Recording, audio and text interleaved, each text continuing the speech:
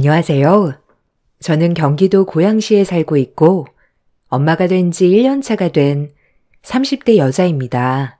하루가 다르게 무럭무럭 자라고 있는 잘생긴 아들의 모습을 눈앞에서 보고 있는데도 아직까지 실감이 나지 않고 있어요. 출산할 때의 고통은 벌써 잊어버린 지 오래고 제 뱃속에 있었던 아이가 맞는지 믿어지지가 않아 지금도 꿈을 꾸고 있는 것 같습니다.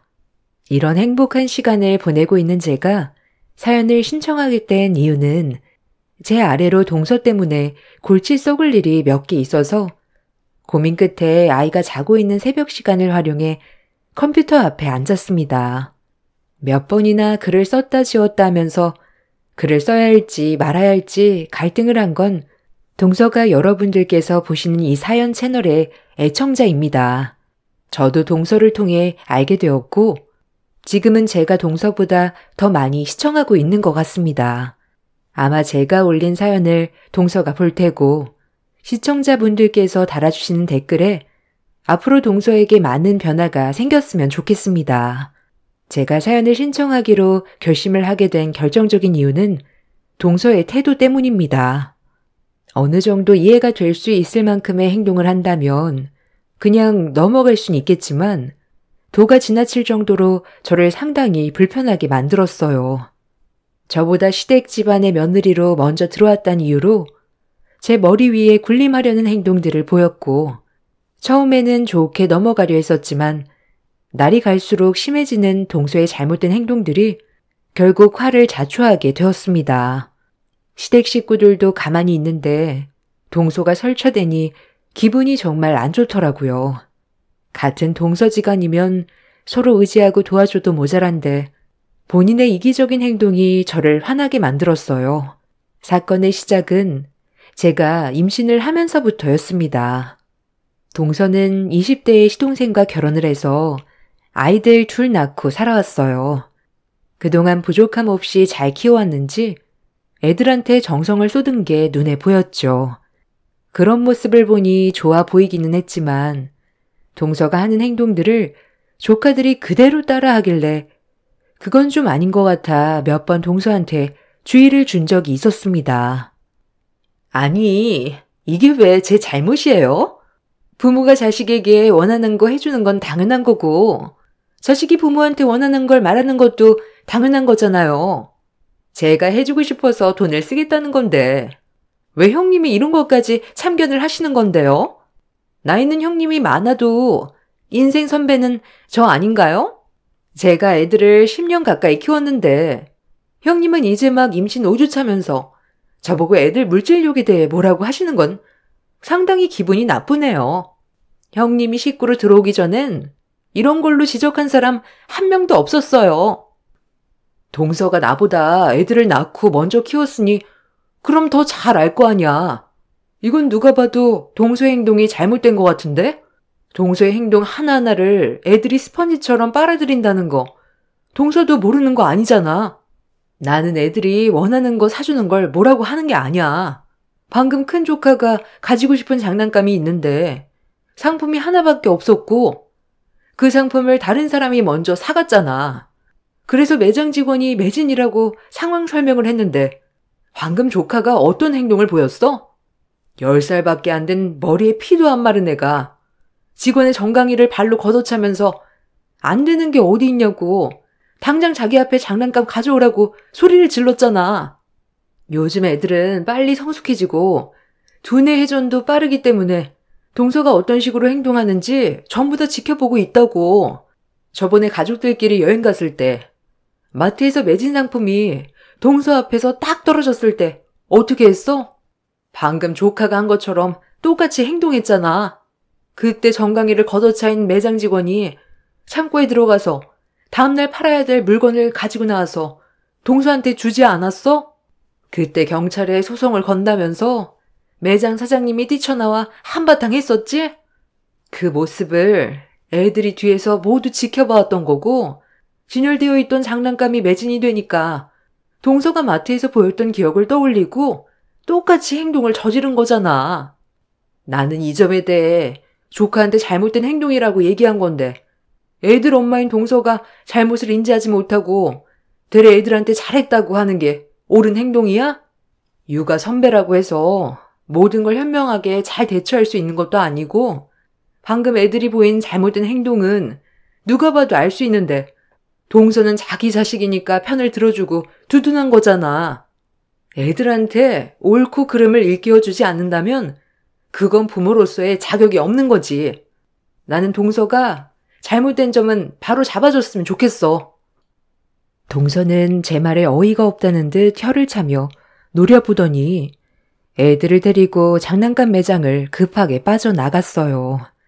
저는 큰 조카에게 정강이를 걷어차인 매장 직원에게 대신 사과를 드렸고 매장 직원은 다행히 상황을 크게 악화시키지 않았습니다. 웃어 넘겨주셨지만 어느 누구라도 그 입장이었으면 기분이 상당히 안 좋았을 겁니다. 그때가 남편과 결혼한 지 2년차 되는 날이었는데 매번 동서의 개념 없는 행동을 지켜보고 있던 저는 기분이 별로 안 좋았어요.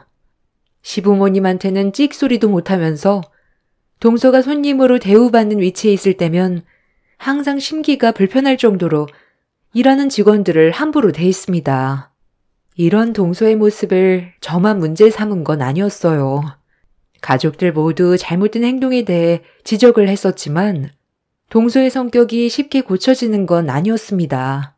그러다 보니 불안은 점점 커졌고 동서와도 거리를 두게 되더라고요. 동서랑 저희 집이 걸어서 5분 거리인데 처음에는 자주 만나 아침도 같이 먹고 카페에서 차도 마시면서 좋게 지내보려 했었지만 앞서 설명드렸던 동서의 행동이 점점 거리를 두게 만들었습니다. 본인도 제가 가까이 하지 않는다는 걸 느끼고 있었는지 먼저 연락은 하지 않았어요. 그렇게 시댁 모임이 있을 때 말고는 개인적으로 동서와의 만남은 더 이상 하지 않았습니다. 임신 중에 스트레스도 몸에 안 좋기 때문에 최대한 마음을 편하게 가지려 했었는데 어느 날 갑자기 동서가 아침 일찍 저희 집 초인종을 눌렀어요. 아침부터 동서의 얼굴을 별로 보고 싶지 않았었는데 쉬지 않고 초인종을 눌러대면서 집에 있는 거 다 안다며 현관문을 빨리 열어달라길래 어쩔 수 없이 문을 열어주었네요. 형님, 요즘 저한테 왜 그래요? 계속 피하고 있잖아요. 지난주에 아버님 댁에서 저한테 한마디도 안 했던 거 아세요? 그때 일 때문에 그런 거예요? 장난감 매장에서 제 큰애가 매장 직원 정강이 걷어찼는데 사과도 안 하고 가서 그런 거예요? 그때는 제 입장에 대해서도 충분히 설명드렸잖아요. 솔직하게 말할게. 동서랑 다니면 내가 정신적으로 너무 힘이 들어서 그래. 같이 외출하면 꼭 문제가 생기잖아. 동서 입장에서 잘못을 하지 않았다고 하는데 내가 무슨 말을 더 하겠어. 사람마다 성격이 다르고 생각하는 것도 다른데. 그리고 나 지금 임신 중이잖아. 최대한 심적 안정을 취해야 되는데 요즘 들어 너무 스트레스를 받아서 많이 힘든 상태야. 그리고 당분간 혼자 있는 시간을 가지고 싶어.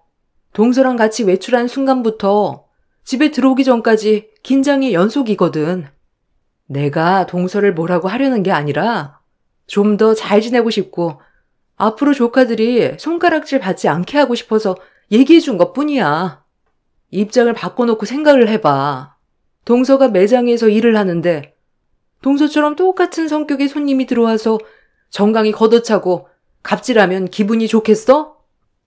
제가 장사할 것도 아닌데 그럴 리는 손톱만큼도 없을 거예요.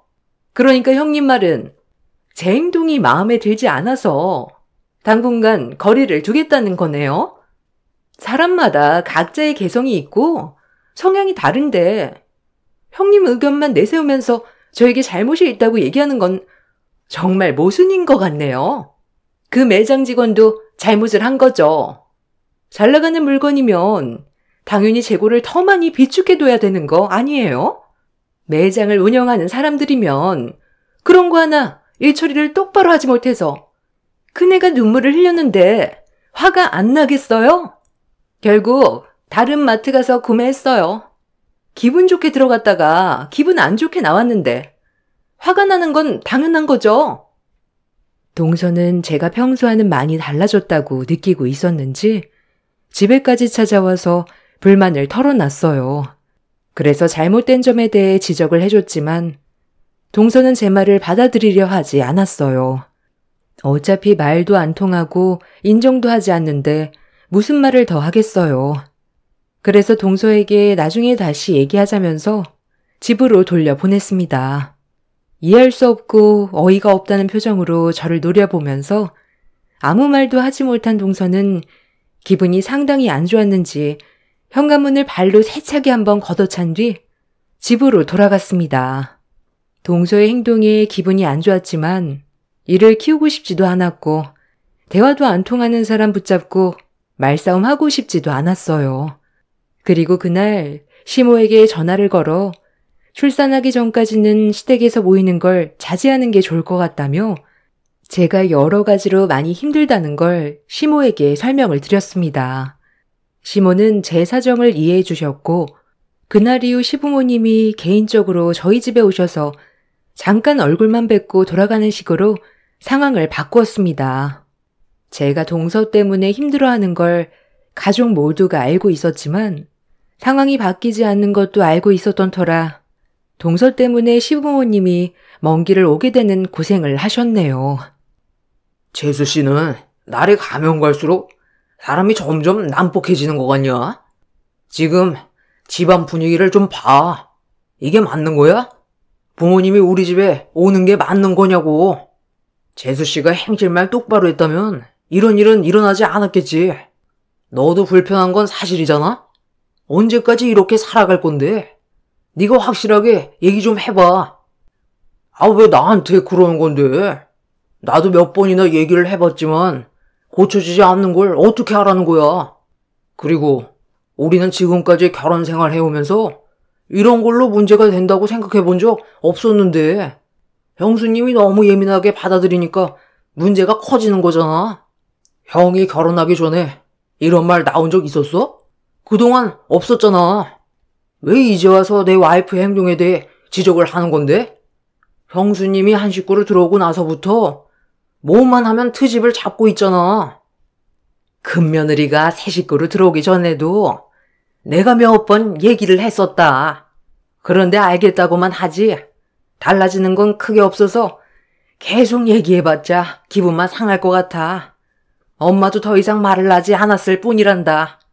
이 문제는 우리가 백날 얘기해봤자 달라지는 거 없고 네가 편을 들어주는 게 아니라 잘못된 행동에 대해 바로 잡아줘야 되는 거다. 그래야 서로 얼굴을 붉히지 않고 좋은 관계를 계속 유지해 나갈 텐데 작은 애는 무슨 말을 해도 듣는 둥 마는 둥 방귀로 흘려버리니 우리도 계속 얘기하는 게 힘 빠지게 되는 거야. 모두가 아니라고 하는데 계속 편을 들어준다고 관계가 좋아지겠니? 너도 충분히 느끼고 있잖아. 처음엔 동서의 편을 들어주던 시동생이 모두가 동서의 행동에 대해서 지적을 하기 시작하자 더는 아무런 대답도 하지 못했어요. 시동생 본인도 동서의 행동에 대해 문제가 있다고 생각을 하고 있는 듯 보였습니다. 그렇게 한참 동안 대화를 주고받은 뒤 시동생은 가족들의 부탁으로 동서의 문제점에 대해 해결을 하기로 결정을 내리게 되었어요. 저희는 최대한 좋은 관계로 만들어가고 싶었을 뿐이지 동서를 싫어하는 건 아니었어요. 한 가족으로서 서로가 조심하고 잘 지내면 그것만큼 좋은 건 없잖아요. 그래서 시동생에게 저희 입장에 대해 다시 얘기했고 집으로 돌아간 시동생이 좋은 소식을 들려주길 바라면서 시부모님과 한참 동안 대화를 이어나가고 있었는데 먼저 집으로 돌아간 시동생이 1시간쯤 시간이 흘렀을 때 다시 저희 집으로 돌아왔어요. 그리고 그 뒤를 동서도 따라왔죠.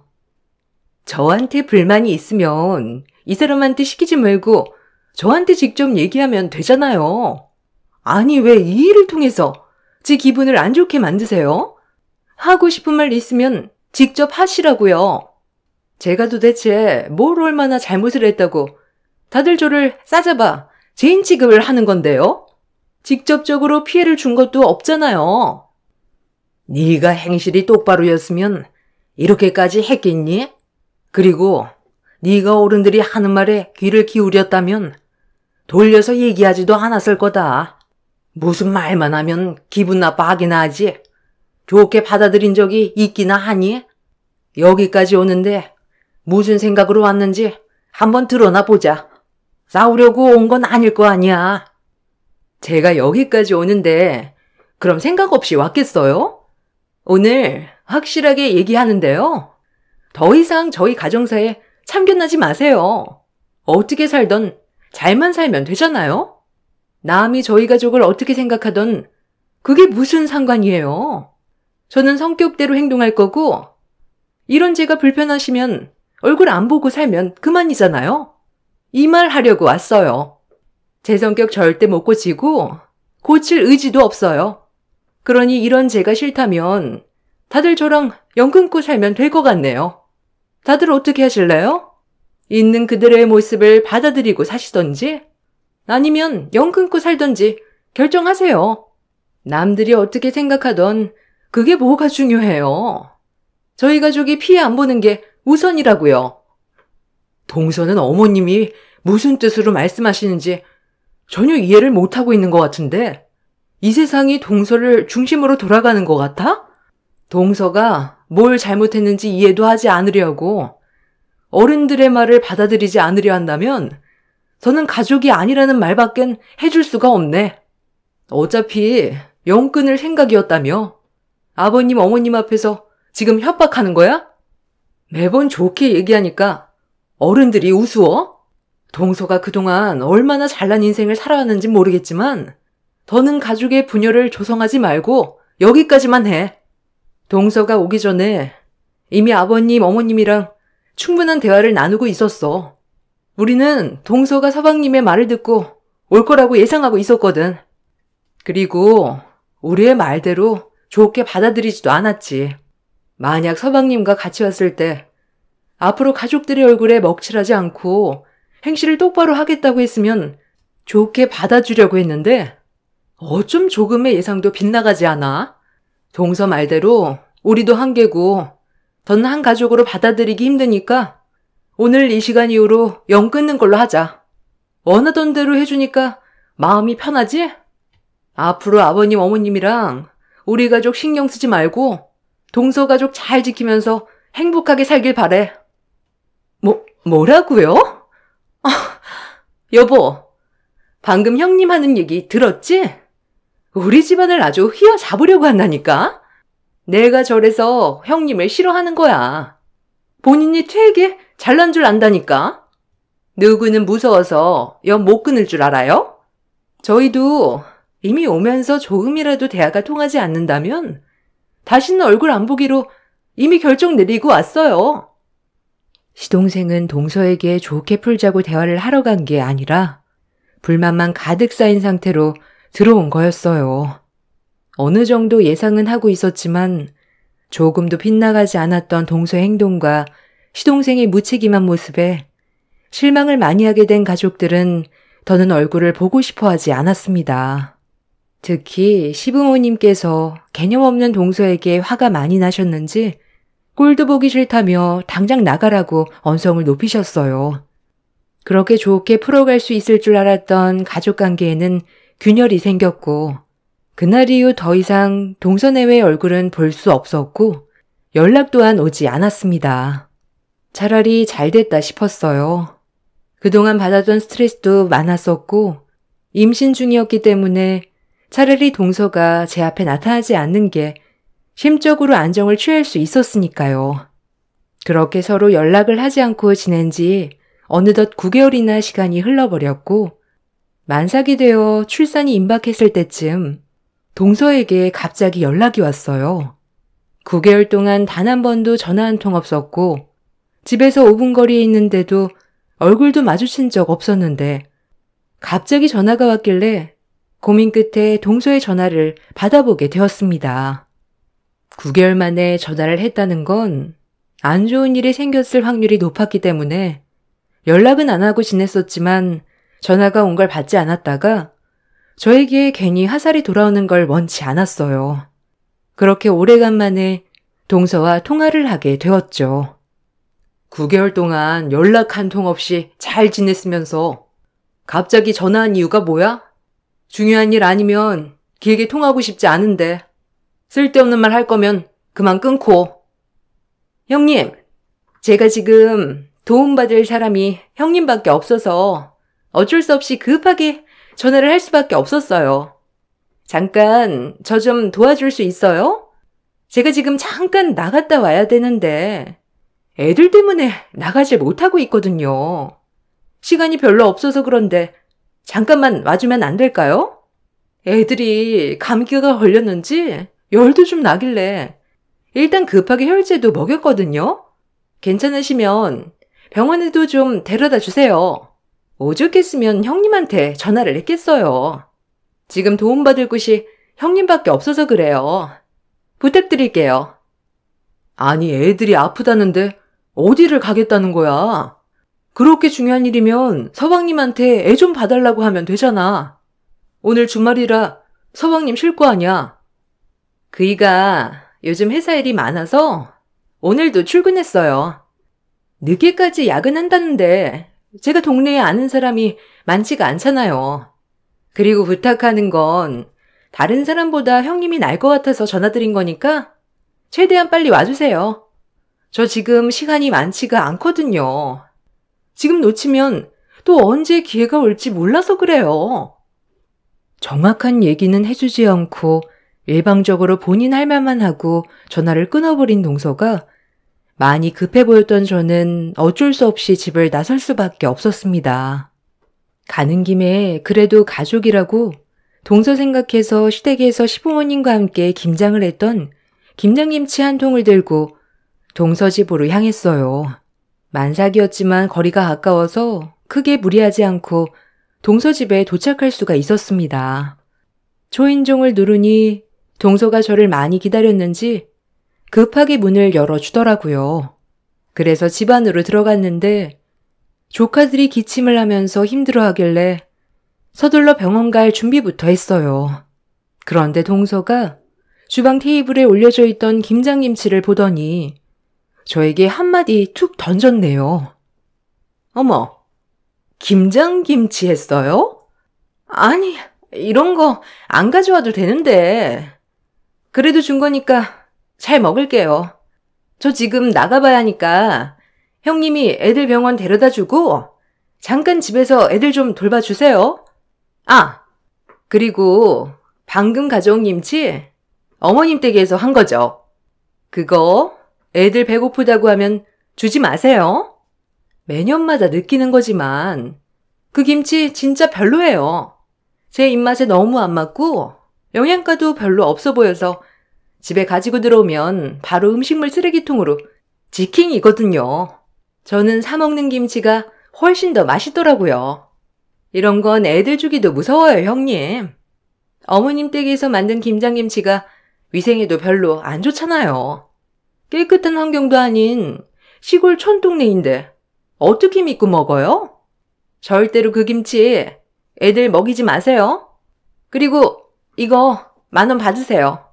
잠깐 다녀오는 거니까 그 시간 동안 돌봐주는 값이에요. 이 정도면 충분하죠? 동서, 지금 나를 어떻게 보고 이깟 10,000원을 내 앞에 내미는 거야? 이 김치 어머님이 누구 생각하면서 만든 건 줄 알아? 동서랑 서방님 생각나서 따로 포장을 해놓은 거라고. 만약에 내가 동서네 집에 들리게 되면 따로 건네주라고 어머님이 특별히 신경을 써서 만들어줬는데 쓰레기통에 전부 다 처박았다고? 동서 정말 간이 배 밖으로 나왔구나. 9개월 동안 서로 연락 안 하면서 지낸 동안 그래도 꽤 후회하고 있을 줄 알았는데 전혀 아니네. 지금 어디 가는지 나한테 솔직하게 얘기해. 안 그러면 나 그냥 집으로 돌아갈 거니까 당장 얘기하라고. 뭔데 애들까지 팽개치고 집을 뛰쳐나가려는 건데. 아우 정말. 얼마 시간 안 남았는데 계속 붙잡을 거예요? 이러다 저만 또 놓치게 된다고요. 오늘 특별 한정판으로 명품 매장에서 물건이 들어올 예정이에요. 몇 개 들어오지 않기 때문에 경쟁에서 이기려면 일찍 가서 줄을 서야 된다고요. 일단 다녀와서 설명해 드릴 테니 애들 좀 봐주세요. 부탁할게요. 동서가 급하게 신발을 신고 집 밖으로 뛰쳐나가려는 순간 저는 동서의 뒷 목덜미를 잡아 끌었습니다. 배 아파 낳은 자식들보다 명품 가방이 우선이라고 생각하는 동서의 행동에 저는 화가 치밀었고 나가지 못하게 붙잡았어요. 제가 동서 집에 있을 이유가 완전히 사라져버린 상태였습니다. 동서는 한 번이면 된다고 잠깐 시간을 빌려달라고 했지만 저는 끝까지 동서를 보내주지 않았습니다. 동서는 저에게 벗어나려고 몸을 밀쳤지만 강하게 밀지는 않았어요.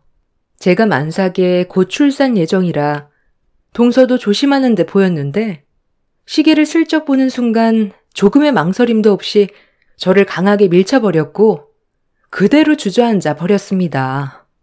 동서는 한정판으로 나온 명품 가방을 못 사면 전부 제 탓이라고 화를 낸 뒤 곧장 밖으로 나갔어요. 그런데 짧은 비명소리와 함께 동서가 그대로 뒤로 넘어져 버렸습니다. 남편이 문 앞에 서 있었고 동서가 급히 나가려다가 저희 남편과 부딪히게 된 거였죠. 제가 넘어져 있는 모습을 보게 된 남편은 무서운 얼굴로 변해서는 동서를 노려봤고 동서는 잠깐이면 된다고 남편까지 밀치면서 밖으로 나가려 하길래 남편은 동서의 팔을 잡아 집 안으로 강하게 밀어 넣었습니다. 그리고 그 장면을 시동생이 보게 되었는데 남편의 양 어깨를 밀치더니 넘어진 동서를 조심히 일으켜 세웠고 남편에게 입에 담지 못할 말을 퍼부어 댔네요. 원래 오늘 일을 늦게까지 해야 되는데 애들 몸이 안 좋아서 회사의 사정을 얘기하고 왔는데 지금 하준 엄마한테 뭐 하는 짓이야? 형이 뭔데 내 와이프를 밀쳐? 여보, 나 지금 빨리 백화점에 가봐야 되거든? 애들 좀 봐줘. 이러다 오늘 한정판으로 나온 명품 가방 살 수 없을지도 모른다고. 애들 병원부터 데리고 가. 지금 애들 몸이 안 좋은데 그깟 명품 가방이 먼저야? 이러려고 나를 부른 거였어? 한정판으로 나온 명품 가방을 사려고 만삭인 나를 부른 거였냐고. 그것도 모자라 곧 출산 예정인 나를 밀쳐? 너 완전 제정신이 아니구나. 서방님은 저런 동서가 어디가 좋길래 이런 한심한 삶을 사는 거예요. 정말 대책 없네요. 여태까지 잘 살아왔거든요. 형수님이 상관할 바는 아닌 것 같은데요. 저번에도 이 문제에 대해 말하지 않았나요? 그만 나가주시죠. 너 지금 너희 형수한테 그게 무슨 말버릇이야? 재수씨, 다시 한번 말하는데 방금 한 행동에 대해 똑바로 처신하지 않고 간다면 좋게 넘어가지 않을 겁니다. 아휴, 그러시던지요. 저는 지금 명품 가방이 더 급하거든요. 여보, 아주버님이 비켜주지 않는데 어떻게 좀 해봐. 나 정말 급하다니까? 아, 빨리 좀 비켜요, 정말. 너희들이 뭐가 무서운지 전혀 모르는구나. 내가 그동안 정말 참고 또 참았는데 도저히 안 되겠네.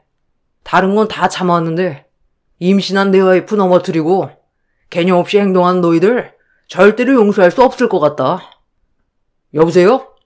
네, 아버지 저예요. 지금 동생 집에 왔는데요. 급하게 좀 와주셔야 될 것 같아서요. 형, 지금 뭐 하는 거야?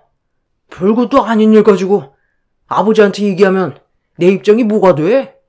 나랑 정말 끝까지 해보자는 거야? 당장 전화해서 오지 말라고 다시 말씀드려. 자식들 내팽개치고 명품 가방을 우선순위로 생각하는 재수씨도 문제고 너도 아버지 밑에서 감사한 줄 모르고 대충 일하면서 돈 받아가는 거 더 이상 나도 못 참겠다. 들리는 얘기가 얼마나 많은 줄 알아? 너 회사에서 일 개판으로 한다며? 아버지가 우리 회사를 어떻게 키웠는지 몰라서 그래? 자식이면 당연히 누려야 될 권리 아니야? 나는 할 만큼 하고 타당하게 돈을 받는 것뿐이라고. 그리고 어차피 회사에서는 형을 인정하지. 나는 거들떠도 안 보잖아. 어차피 수명인간 취급하고 있는데 열심히 다녀봤자 뭐해? 매달 들어오는 돈으로 인생 즐기면서 살면 되는 거지. 남편과 시동생은 시부 밑에서 일을 하고 있어요. 회사 규모가 좀 큰 편인데 서로 다른 지역에서 일을 하고 있습니다. 그러다 보니 서로 얼굴을 마주치게 될 일이 거의 없지만 남편은 그동안 시동생의 근무 태도에 대해 보고를 받고 있었어요. 연을 끊겠다고 난리를 친 이후 시동생은 시부 회사 일을 적극적으로 하지 않았고 뒤처리는 전부 회사에 남아있는 직원들 몫이었습니다. 시동생이 소속되어 있는 곳에서 시동생보다 직책이 높은 위치에 있는 직원들이 꽤 있었지만 아무도 시동생을 건들지 못했었어요. 그 이유는 시동생의 뒷배경에 시부가 버티고 계셨기 때문이죠. 시동생은 그걸 이용해 회사의 출근 도장만 찍고 그날의 기분에 따라 회사에서 빨리 나오거나 정시에 퇴근하거나 자기 하고 싶은 대로 하고 다녔습니다. 그러다 보니 남편이 화가 많이 난 상태였는데 시부가 힘들게 일궈온 회사에서 제대로 일을 하지 않고 매달 받는 돈으로 명품이나 사며 수준에 안 맞는 사치를 부리는 시동생과 동서의 모습에 실망을 많이 하게 된 남편은 시부에게 전화를 걸었고 걷잡을 수 없는 폭풍이 휘몰아쳤습니다. 남편은 시동생과 동서를 상대로 몸싸움을 벌였고 얼마 뒤 시부가 시동생 집에 도착하는 순간 모든 판도는 순식간에 뒤집어져 버렸습니다. 시부는 남편에게서 모든 상황들을 전달받게 되자 표정은 점점 어두워졌고 시부의 입에서 나온 한마디는 시동생의 퇴사철이었고 동서와 시동생은 사색이 된 얼굴로 말도 안 된다면서 인정할 수 없다고 시부에게 화를 냈습니다. 하지만 시부는 더 이상 아무 말도 하지 않은 채 집 밖으로 나가셨어요. 동서는 시부를 붙잡으려 했지만 남편이 중간에서 가로막자 동서가 자기의 앞길을 막았다고 남편의 얼굴에 손을 올렸습니다. 찰싹 소리가 집안에 울려 퍼지는 순간 저는 두 눈이 돌아버려 동서의 양뺨에 손을 올린 뒤 머리채를 잡아 사정없이 흔들어 젖혀 버렸습니다. 동서는 분노한 저를 당해내지 못하고 결국 저희 부부 앞에 무릎을 꿇게 되었네요. 동서의 집안이 잘난 것도 아니고 시동생을 만나서 그동안 사치를 즐겨놓고선 본인이 뭐라도 되는 것 마냥 행동하는 그런 모습들이 저희 가족은 더 이상 봐주고 싶지가 않았어요. 그날 이후 동서와 시동생은 시댁에 와서 대문 앞에 무릎 꿇고 손이 발이 되도록 빌었지만 가족들 모두 동서내외를 받아주지 않았습니다. 지금까지 살아오면서 감사한 줄 모르고 시부의 등 뒤에서 자기 잘난 맛에 산 동서내외는 1년이 지난 지금까지 받아주지 않고 있는 중입니다. 현재 시동생과 동서는 먹고 살기 위해 맞벌이를 하면서 입에 겨우 풀칠을 하고 있는 중이에요. 그동안의 사치에 밀려있는 카드값 때문에 생활고에 시달려 비싼 외제차까지 처분하고 좀 더 적은 평수로 이사까지 가게 되었네요. 시부와 남편은 1년 가지고는 절대로 정신 차리지 못할 거라며 최소 5년은 두고 봐야 한다고 동서내외를 묵묵히 지켜보고 있습니다. 주택 건설 사업을 하고 계신 시부가 여러 지역의 회사를 키우고 있는 중인 중요한 시점에 시동생이 묻히기만 행동에 마음의 상처를 많이 받으신 듯 합니다. 시동생과 동서가 하루빨리 정신 차리고 제발 인간답게 살았으면 좋겠습니다. 동서가 제가 올린 사연을 시청하게 될 텐데 인생 선배님들께서 따끔한 조언 아낌없이 풀어주셨으면 좋겠습니다. 정신없이 제 사연을 풀어내다 보니 창밖에 한방눈이 내리고 있었네요. 출퇴근길 안전 운전하시고 올해 마지막 달인 12월 잘 마무리하시길 바라겠습니다. 감사합니다. 안녕하세요. 저는 결혼 30년 차를 앞두고 있는 주부입니다. 결혼 생활을 하다 보니 10년, 20년을 넘어 이제는 30년을 바라보고 있네요. 이렇게까지 시간이 빨리 지나갈 거라 생각을 못했는데 다시 되돌아보면 후회되는 일들도 다시 생각해봐도 기쁜 일들도 많답니다. 어느덧 중년이 되어서 자식들도 독립을 하고 이제는 남편과 둘이서 조용히 생활하고 있어요. 얼마 전 시부상이 있어서 가족들이 오랜만에 다 같이 모이게 되었거든요. 남편은 저에게 괜찮냐고 하지만 저는 이젠 아무렇지 않더라고요. 남편이 저를 걱정하는 이유가 있는데 바로 시댁에서 있었던 일 때문이에요. 그때 얘기를 한번 들려드리려고요. 저에게는 5살 이상 차이 나는 동서가 있어요. 동서네는 사는 지역도 멀다 보니 1년에 보는 날이 많진 않았는데요. 특히 아이들이 커가면서 동서가 해외에 딸을 데리고 나가 있었기 때문에 더 얼굴을 자주 보지는 못했어요. 동서와 사이는 그다지 좋지 않았는데 아마 결혼하고서부터 동서는 절 싫어했던 것 같아요. 전 아들만 둘 낳았는데 동서는 딸 하나만 있거든요. 동서는 그게 마음에 안 들었던 것 같아요. 형님, 요즘 시대에는 아들 하는 거 없어진 거 아시죠? 형님은 아들만 둘 낳아서 어째요? 요즘은 돼 있는다 그런 것도 많이 사라졌는데 형님은 딸도 없어가지고 나중에 늙어서 외로우시겠어요. 아들은 키워봤자 소용없잖아요. 말썽만 부리고 나중에 집 해달라 뭐 해달라 요구만 잔뜩 할 텐데 요즘 제 친구들도 다들 딸 낳아야 되겠다고 하더라고요. 그래? 그런가? 그래도 우리 애들은 엄마한테 살갑고 잘하는데 나도 딸 낳고 싶었지만 어쩔 수 없지 뭐. 그게 내 마음대로 되는 것도 아니고 동서는 딸이 있으니까 좋겠다. 나중에 엄마랑 딸이랑 오손도손 목욕탕도 같이 갔다 오고 쇼핑도 같이 하고 얼마나 좋겠어. 나는 아들 둘이라서 그런 건 못하겠지. 좀 아쉽긴 하지만 어쩔 수 없지 뭐. 그러니까요. 형님은 딸 키우는 맛을 평생 모르시겠네.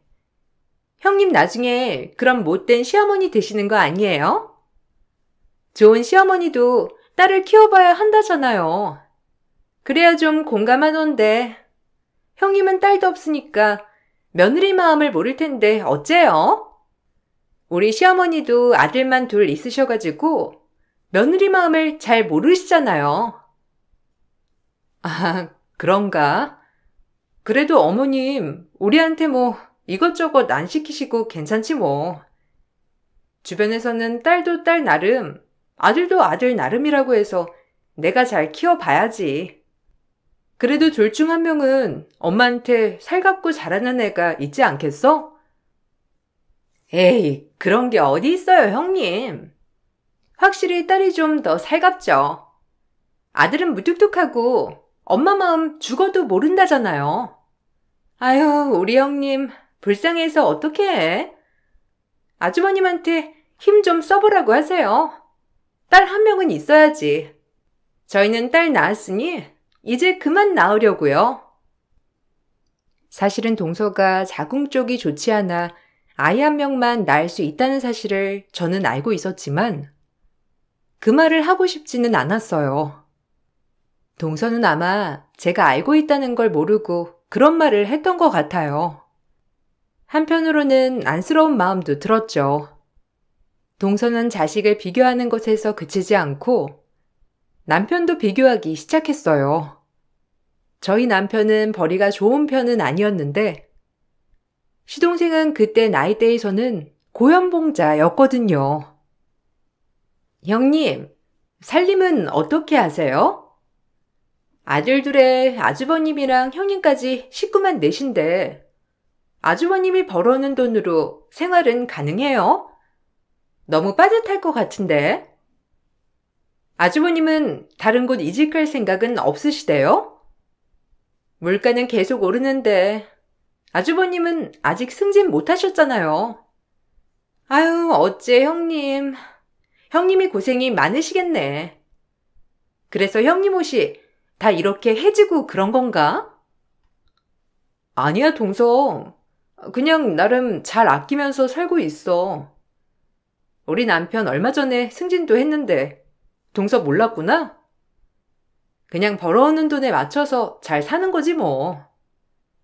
아직까지 애들한테 크게 들어가는 돈도 없고 남편이 술이나 그런 거 하는 것도 아니고 밖에 나가는 것도 별로 안 좋아해서 크게 돈 쓸 일 없어서 괜찮아. 서방님이 이번에 또 승진했다며? 축하해. 제가 축하를 받아도 되는지 모르겠어요. 형님은 이런 거 들으면 속 쓰리실 텐데. 그래도 어떻게 하겠어요. 저희 남편이 너무 잘 나가지고 이번에 승진해서 월급도 엄청 올랐거든요. 딸이 이번에 바이올린 배우고 싶다고 해서 선생님 붙여줬거든요. 애가 음악 쪽에 좀 재능이 있는 것 같더라고요. 형님네는 이렇게 애들이 어디에 재능이 있고 그런 거 알아도 지원 못 해주겠네요? 그래도 애들이 하고 싶다는 거 있으면 어떻게든 해줘야지. 우리도 그래서 많이 저축하고 있어. 동선에는 여유가 있으니까 좀 더 편안하게 지원해 줄 수 있으니 좋겠다. 우리도 더 노력해야지. 안 그래도 애들 학교 들어가면 나도 일 시작할까 생각 중이야. 어머, 형님 일도 해야 돼요? 나 너무 속상한데. 형님 평생 집안일하고 아이 키우고 하다가 이제는 일까지 해야 돼요? 아우, 난 형님 그렇게 사는 거 너무 속상하고 안 됐어요.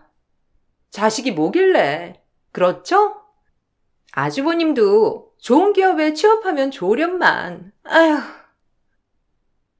동서는 절 걱정하는 듯 얘기하면서도 은근 무시를 하더라고요. 물론 기분이 나쁘다는 걸 바로 티를 낼 수는 있었겠지만 굳이 다툼을 만들고 싶진 않았어요.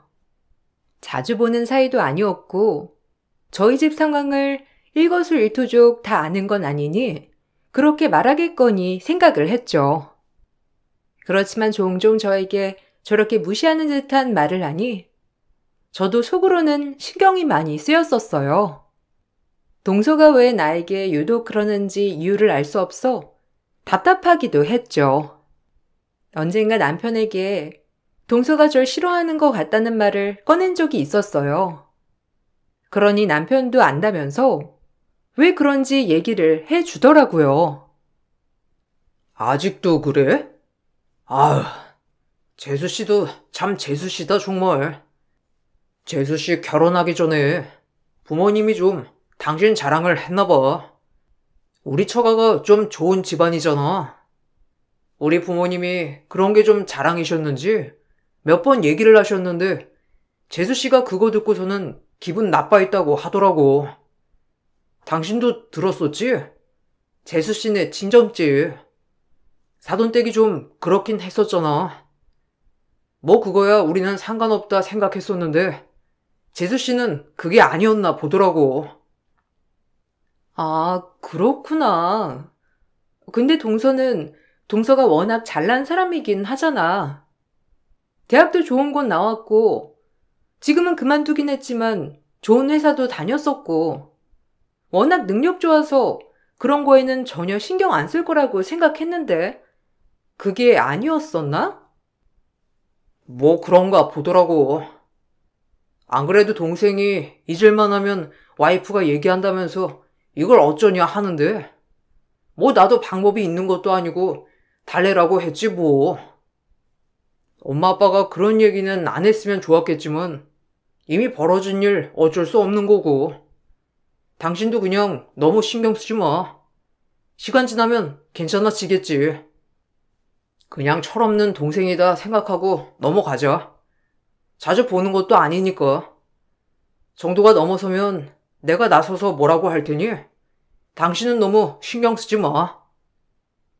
동선에는 재혼 가정이었고 여유롭지 못했던 집안이었어요. 결혼을 할 때도 동선의 집안에서 도를 지나친 부분이 있어서 시부모님이 불편해했었을 정도였죠. 반면에 저희 친정집은 학자 집안이었고 시부모님이 예전에 사셨던 동네에서 유명한 집안이어서 시부모님도 알고 계셨었거든요. 그러다 보니 결혼할 때 한번 자랑을 하셨던 모양인데 그때부터 동서는 절 미워하기 시작했더라고요. 그나마 자주 보는 건 아니라서 그냥 넘어갔었지만 1년에 몇 번 안 보는 그 사이에도 은근 선을 넘는 일들이 있었어요. 아이들이 커가면서 조금이라도 차이가 나면 그거에 대해서 꼭 지적을 하더라고요. 우리 애들이 초등학교 때는 키가 무척 작았는데 그것도 초등학교 내내 볼 때마다 꼭 지적을 하더라고요. 아이고, 우리 조카들은 키가 안 커서 어쩌니? 남자는 키가 커야 하는데. 형님, 조카들 밥은 잘 먹어요? 저렇게 키도 안 크는데 밥을 엄청 먹으면 너무 속상하시겠어요. 안 그래도 빠듯한 생활비 밥값은 밥값대로 나가고 애들은 안 자라고. 우리 형님 속상해서 어떻게 해요? 밤에 잠은 잘 자요? TV 보다가 너무 늦게 자서 그런 거 아니에요? 그러게. 밥도 잘 먹고 잠도 일찍 잘 자는데 요즘 키가 잘 안 커서 고민이긴 해. 그래도 물어보니까 1년에 조금씩 잘 크고 있기는 한다는데 나중에 쑥 클지도 모르지 뭐. 병원에서는 별 이상 없다고 하니까 지켜봐야지. 그나저나 지민이는 언제 이렇게 컸어? 학교에서도 키 제일 크겠네.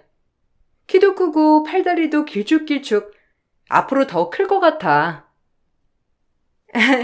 그렇죠? 우리 딸이 좀 발레리나처럼 팔다리도 길쭉길쭉해서 다들 놀라더라고요.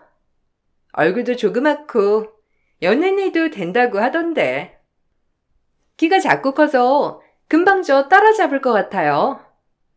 아유, 우리 딸은 오빠들보다 나이도 어린데 벌써 이렇게 큰데 우리 오빠들은 키가 저리 작아서 어떻게 해요?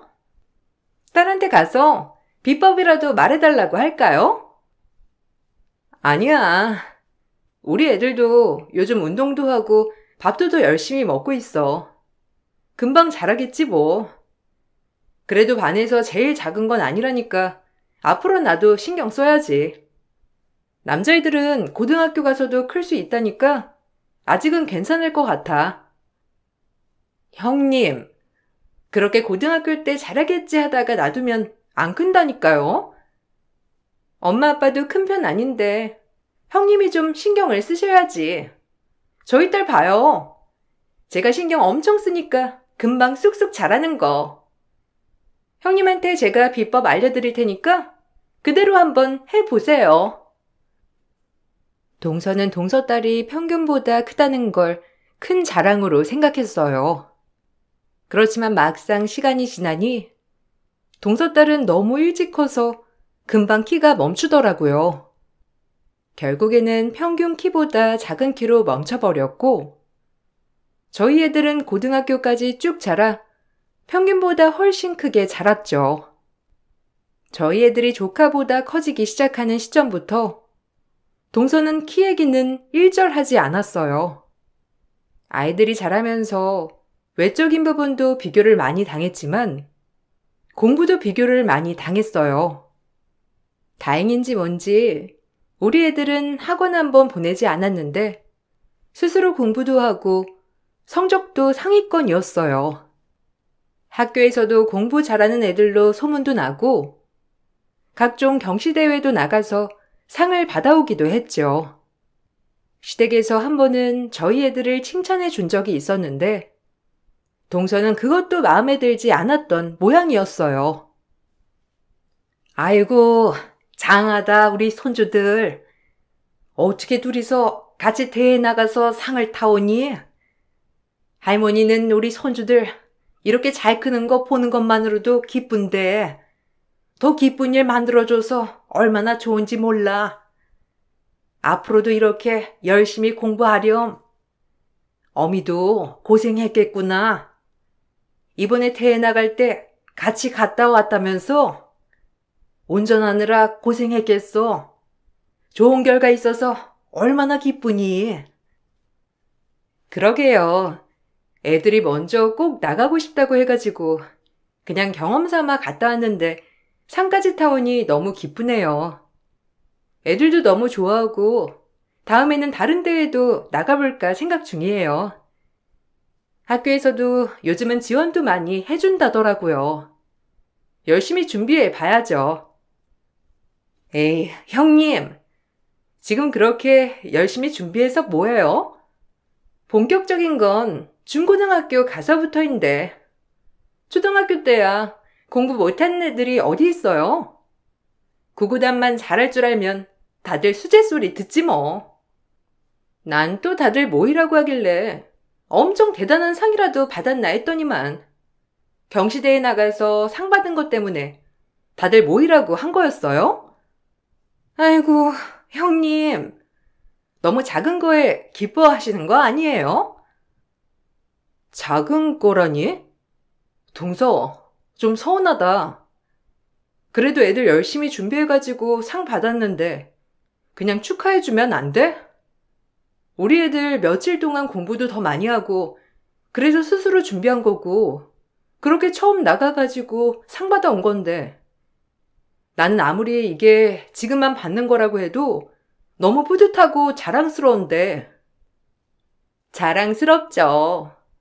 그렇지만 이런 거야 저희 사는 동네에서는 다 하는데 너무 작은 데라 안 나가는 거라 말씀드리는 거예요. 너무 유난이시길래. 솔직히 여기 동네는 애들도 별로 없고 여기서 1등 해봤자 다른 지역 가면 중간이나 가나 모르겠어요. 형님네는 너무 우물한 개구리 같아서 제가 현실을 좀 알려드려야 할 것 같아요. 동서의 말에 기분이 너무나 나빴지만 기분 좋은 날 분란을 만들고 싶지 않았어요. 아이들은 너무 대단했고 장했기 때문에 저는 그것만으로도 만족스러웠어요. 아이들은 그날의 경험이 큰 자극이 됐는지 더 열심히 공부했고 이후에도 각종 경시대회를 휩쓸곤 했어요. 그 소식도 아마 동서기에 들어갔던 것 같아요. 얼마 뒤에 서방님이 저희 집을 찾아온 적이 있었어요. 형수님, 나 진짜 어떻게 해야 할지를 모르겠어요. 아내가 정말 제정신이 아닌 것 같아요. 갑자기 딸 유학을 보내야 되겠다면서 여기저기 알아보고 있는데 지금 굳이 꼭 그래야 되는 건지를 모르겠어요. 갑자기 뜬금없이 유학이라니. 물어보니까 딸 혼자서 보내는 건 불안해서 안 되고 자기도 가겠다면서 집도 다 처분하고 저보고는 기숙사 들어가서 살라는데 이게 맞아요? 네? 갑자기 왜? 동서 지금 사는 집도 엄청 공들여서 인테리어까지 새로 싹 하고 들어간 거였잖아요. 근데 왜 갑자기 유학을 가겠다는 거예요? 학교도 엄청 알아보고 학비도 비싼 곳으로 간 거잖아요. 뭐 다른 얘기는 없어요? 그냥 유학만 가겠다고 해요? 네. 저번에 아마 조카들 경시대회 상 받았다는 거 몇 번 듣고 난 후부터 저래요. 아마 우리 딸이 뒤처지는 것 같다고 생각하는 것 같아요. 유학이라도 가야 자기 마음이 편할 것 같다고 하는데 아무리 말려봐도 소용이 없고 유학을 간다고 해서 머리가 갑자기 똑똑해지는 것도 아니잖아요. 딸은 가고 싶지 않다고 하는데 와이프만 지금 고집 부리고 있어요. 애는 울고불고 싫다는데. 아이고, 서방님이 가서 잘 달래봐야 할 것 같네요. 지민이도 싫다고 하면 안 가는 게 나을 수도 있을 것 같은데. 유학할 자금은 어떻게 하려고요? 집까지 팔면서 가야 한다면 너무 걱정인데. 그럼 만약 간다고 해도 한국 들어오면 당장 지낼 곳도 없는 거잖아요. 그럼 좀 힘들지 않겠어요? 그러니까요, 형수님. 제 말은 전혀 안 들어요. 형수님이 말해도 안 듣겠죠? 아무리 안 된다고 그 정도로 여유롭지 않다고 수백 번을 말해도 집 팔고 어쩌고 하면 다 된다면서 무작정 가겠다는데 어떻게 해야 할지도 모르겠고 난감하네요. 결국 동서의 고집은 아무도 꺾지 못했어요. 집도 다 처분하고 시동생은 직장 기숙사로 들어가 살게 되었죠. 그렇게 처분한 돈은 모두 동서에게 보내주면서 시동생은 투잡 쓰리잡을 뛰면서 고생고생하며 살았어요. 가끔씩 시동생을 만날 때가 있었는데 정말 야이었다는 게 이런 말이구나 싶을 정도로 안쓰러웠어요. 그렇다고 해서 제가 나서서 동서에게 들어오라고 할 수는 없는 노릇이었죠. 그런데 한번 동서가 한국에 들어왔는데 머리부터 발끝까지 명품으로 휘감고 들어왔더라고요. 거기다가 지낼 곳이 없으니 고급 호텔을 한 달 예약을 했다는데 그 비용만 하더라도 어마어마했죠. 그 꼴을 보고 있자니 저는 시동생 얼굴이 떠올라 참견을 안 할 수가 없었어요. 동서, 사실 내가 이런 말 하는 게 좀 주제 넘은 것 같다고는 생각하는데 동서가 잘 모르고 있을 수도 있는 것 같아서 말이야. 동서 한국에 들어올 때 지낼 곳 없으면 굳이 호텔 잡지 않아도 돼. 우리 친정 부모님 예전에 지내셨던 집 지금 비어 있거든? 거기서 지내도 되고 아무도 없으니까 편할 거야. 식기 같은 것도 있어. 부모님이 한 달에 한두 번 가서 지내시기도 하거든. 들어보니까 지금 있는 호텔이 좀 가격이 비싸다고 해서. 형님, 저희가 벌이가 있는데 그 정도는 기본이죠. 저희 벌이에 비하면 그렇게 부담되는 건 아니에요. 그러니까 너무 걱정하지 마세요. 그리고 저희도 지내던 곳이 더 편하죠. 형님네 부모님 집이라고 해봤자 방 하나, 화장실 하나 아니에요? 원룸에서 어떻게 지내요? 저도 불편하고 딸도 불편한데 걱정은 감사하지만 좀 선을 넘으신 것 같긴 하네요. 아, 그게 아니라 동서, 서방님 어떻게 일하는지 알아? 지금 다니는 회사도 가면서 저녁이면 또 다른 일 해. 주말에도 쉬지 못하고 또 일하고 투잡 쓰리잡 하면서 유학비용 보내주고 있는 거야. 이번에 보니까 너무 야위었더라고. 동서 아무리 그래도 남편이잖아. 남편 건강이 나빠지면 동서네도 힘들어져. 그러니까 시동생 고생하는 것 좀 생각해가지고. 형님, 그렇게 말하는 건 좀 선을 많이 넘는 것 같은데요? 아무리 형님이라도 남의 가정사까지 이렇게 관여하는 건 도를 지나친 것 같은데? 아니에요? 해외에선 이렇게까지 관여하면 바로 절교예요. 제가 그래도 형님이니까 한번 참는 거예요. 아셨죠? 그런 건 저희가 알아서 해요. 남편도 동의하에 지내고 있는 건데 싫으면 싫다고 하겠죠. 동서는 시동생의 노력을 아는지 모르는지 계속해서 철없이 행동을 했어요. 시동생은 엄청 노력을 많이 했지만 생활비가 늘 빠듯했던 모양이었어요. 언젠가 한 번은 저희 집까지 찾아와서 돈을 빌려달라고 하기도 했죠. 보니 지갑 안에는 1,000원 한 장만 있었고 몇 달 동안 밥도 제대로 못 먹었다고 하더라고요. 아, 정말 죄송합니다, 형수님. 형한테도 미안하고. 와이프가 주말마다 전화와서는 돈 떨어진다고 닥달하는 바람에 무리해서 일하다 보니까 몸 여기저기 안 아픈 데가 없어가지고 당분간 쉬어야 할 것 같아요. 이러다가 내가 먼저 죽을 것 같아서요. 형이랑 형수님한테는 면목 없어요. 노력 많이 해봤는데 더 이상은 무리인 것 같아요. 제가 나중에 여유로울 때 꼭 갚을게요. 아유, 몸이 많이 상했네. 밥은 좀 먹고 다녀요? 동서한테 연락해서 이제 정리하라고 말이라도 해보지 그랬어요. 돈이야 우리가 빌려주던 주던 있는 건 줄 수 있지만 지금 당장이 아니라 앞으로도 문제잖아요. 서방님 몸도 별로 안 좋은데 계속 이렇게 쉬는 날 없이 일하는 것도 아닌 것 같고 한번 동서한테 말을 해보는 건 어때요? 이미 여러 번 말했어요. 근데 절대 안 된대요.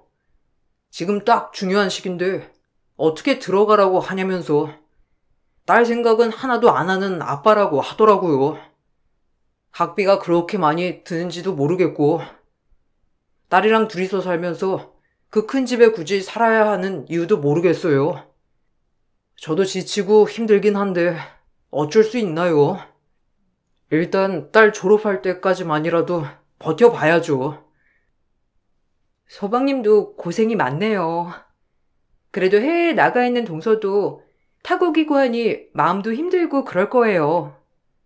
너무 뭐라고만 하지 말고 잘 달래가지고 지민이 유학 중단하는 게 좀 그러면 지민이도 어느 정도 컸으니까 기숙사 들어가라고 하고 동서만이라도 들어오는 것도 한번 생각해 봐요. 우린 괜찮으니까 신경 쓰지 말고 살다 보면 좋은 날이 오겠죠. 그래도 지민이가 거기서 열심히 잘하고 있다고 하니까 얼마나 좋아요. 시동생은 저희뿐만 아니라 시부모님에게도 지원을 요청했고 저희는 물심양면으로 도움을 줬어요. 시동생 얼굴을 보면 도와주지 않을 수가 없더라고요. 그렇게 열심히 도와주는 걸 동서는 아는지 모르는지 한국에 와도 시댁에 하루만 있을 뿐 더 시간을 보내지 않더라고요. 한국에 들어오면 한 달은 기본적으로 지내다가 가지만 딱 하루만 있었을 뿐이었죠. 시부모님은 너무 서운해하셨지만 혹시나 신경이 쓰일까 말도 못 하시더라고요. 그래서 제가 나서기도 했어요. 동서, 오늘 나랑 여기서 한잔하고 맛있는 것도 먹다가 내일 아침에 우리 시부모님이랑 다 같이 여기 근방에 공원이라도 산책하는 건 어때? 오랜만에 시동생도 내일 쉰다고 하잖아. 가족들 다 같이 모였는데 멀리는 못 가더라도 여기 근방이라도 가서 커피도 마시고 그러자. 오랜만에 지민이 얼굴도 보고 우리 애들이랑도 인사하면 좋잖아. 굳이요? 아, 그리고 내일은 일정이 있어서 안 될 것 같아요. 미리 잡은 약속이라서 죄송해요. 저희가 한국에 1년에 이렇게 딱 한 번밖에 못 오잖아요. 자주 오면 좋겠지만 그렇게도 안 되고. 그러니 올 때 하루씩 사람들 만나야 하는데 이렇게 내일까지 써버리면 다른 사람들은 못 봐서요. 그럼 내일 낮까지만 시간 좀 더 쓸 순 없어? 아무래도 어머님, 아버님이 지민이 더 오래 보고 싶으실 것 같아서. 오랜만에 왔잖아. 저번에 왔을 때도 저녁에 밥만 먹고 가서 조금 섭섭했거든. 오래 앉아서 얘기도 나누고 그러고 싶었는데 금방 가버려가지고 말이야. 동서 시간 없으면 내가 내일 동서 약속 있는 곳까지 태워다 줄게. 그렇게 하자. 괜찮아요. 그쪽에서 태우러 오기로 해가지고 저희 호텔에 가야 할 것 같아요. 남편은 그럼 오늘 여기서 있으라고 할게요. 내일 오붓하게 가족들끼리 시간 잘 보내면 되겠네요. 시댁의 지원은 온통 받으면서도 가족으로는 생각을 안 하는 것 같으니 제가 더 서운하더라고요. 시동생은 도저히 안 되겠다 싶었는지 동서와 조카에게 들어오라고 통보를 했어요. 돈 지원도 다 끊겠다며 말을 하니 결국 두 사람은 들어올 수밖에 없었죠. 다만 국내에 들어오는 조건이 있었는데 자기가 원하는 동네에서 살겠다는 거였어요. 시동생은 알겠다고 하고 들어왔지만 그 동네는 국제학교가 있는 곳이었죠. 해외에서 들어오고서도 동서의 씀씀이는 줄어들지 않았어요. 이사를 오던 날 동서가 도와달라며 대뜸 저를 불렀던 때가 있었어요. 저는 처음 믿는 일이라 모든 일을 제쳐두고 갔었죠. 형님, 저기 저 박스들 보이시죠? 방에 좀 정리해 주시겠어요? 오늘 오기로 했던 아줌마가 안 와가지고 이걸 다 정리를 못하겠어서 형님 불렀어요. 괜찮으시죠? 형님 이런 거 잘하시잖아요. 아우, 저는 어제 내내 이사를 했더니만 근육통이 와가지고 약 먹고 좀 쉴게요. 나중에 일어나서 나머지 정리는 제가 할 테니까 형님 저 박스만 대충 정리해 주세요. 동서, 몸살 났어? 아유, 병원을 가봐야 하는 거 아니야? 안 그래도 남편도 오후에 반찬 내고 온다더라고. 시동생이 부탁을 했다던데 오늘 오기로 했던 사람들 아예 안 온 거야? 동서 혼자 하려고 했으면 힘들었겠다. 일단 얼른 가서 쉬어. 약 먹고 좀 쉬다가 나중에 천천히 정리해도 되지 뭐. 아니면 방 안에 그냥 넣어뒀다가 살면서 천천히 정리해도 되는 거고. 그러니까요. 천천히 하면 되는 건데. 아, 지금 잠깐 제 지인이 여기 근처에 있다고 해서 거기만 다녀올게요. 이사한다고 뭐 좀 준다 그래가지고요. 이것만 알아서 좀 정리해 주세요. 물건들 오염되면 안 되니까 조심해서. 아시죠? 처음에는 좋은 마음으로 도와주러 갔지만 동서는 하루 종일 내내 지인들을 만나느라 정신이 없더라고요. 옆에서 저는 열심히 치우고 있는데 집으로 찾아온 지인과 커피 마시면서 거실에서 수다 떨고 있었죠. 아프다던 동서는 아픈 티도 안 나더라고요. 오후에 온 남편과 시동생이 함께 정리를 하는 와중에도 동서는 뭐가 그렇게 바쁜지 사람들 만나며 수다 떠느라 한 번을 정리하지 않았어요. 저녁이 되어서 겨우 정리를 하고 밥을 먹으려고 하는데 그때도 동서는 지인들이랑 저녁 약속이 있다면서 나가버렸죠. 너무 기분이 나빴지만 시동생이 정말 미안하다며 석고대죄를 하길래 넘어갔어요. 그나마 국내에 있어서 그런가 시동생이 어떻게 일을 하고 돈을 버는지 아는 것 같더라고요. 결국에는 돈이 부족하고 빠듯하다는 걸 알고서는 그때부터인가 동서는 시부모님께 자주 찾아가기 시작했죠. 저는 결혼하고 매주마다 시부모님 댁에 갔었는데 동서도 언젠가부터 매주 찾아오더라고요. 형님, 저 그냥 궁금해서 그러는 건데요. 어머님, 아버님 재산이 얼마나 되길래 형님은 지금까지 매주 여기 찾아오신 거예요? 우리 둘만 있으니까 그냥 솔직하게 터놓고 말해봐요. 도대체 재산이 얼마나 있으신 거예요? 얼마나 있길래 형님이 20년 동안 여기 매주 드나드셨어요? 진짜 궁금한데. 보니까 어머님, 아버님 좀 숨겨두신 것도 꽤 있으신 것 같더라고요. 아, 어머님, 아버님 재산 보고 내가 여기 온 게 아니고 그냥 친정도 여기 근방이라 오며 가며 들리는 거야. 부모님 연세도 있으시잖아. 건강도 많이 안 좋으시고 그래서 오는 거지 뭐. 동서는 근데 요즘 자주 오네? 어머님, 아버님한테 무슨 할 말 있어?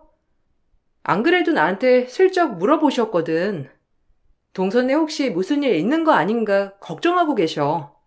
무슨 일이야? 에이, 무슨 일은요. 그냥 저도 며느리니까 여기 오는 거죠.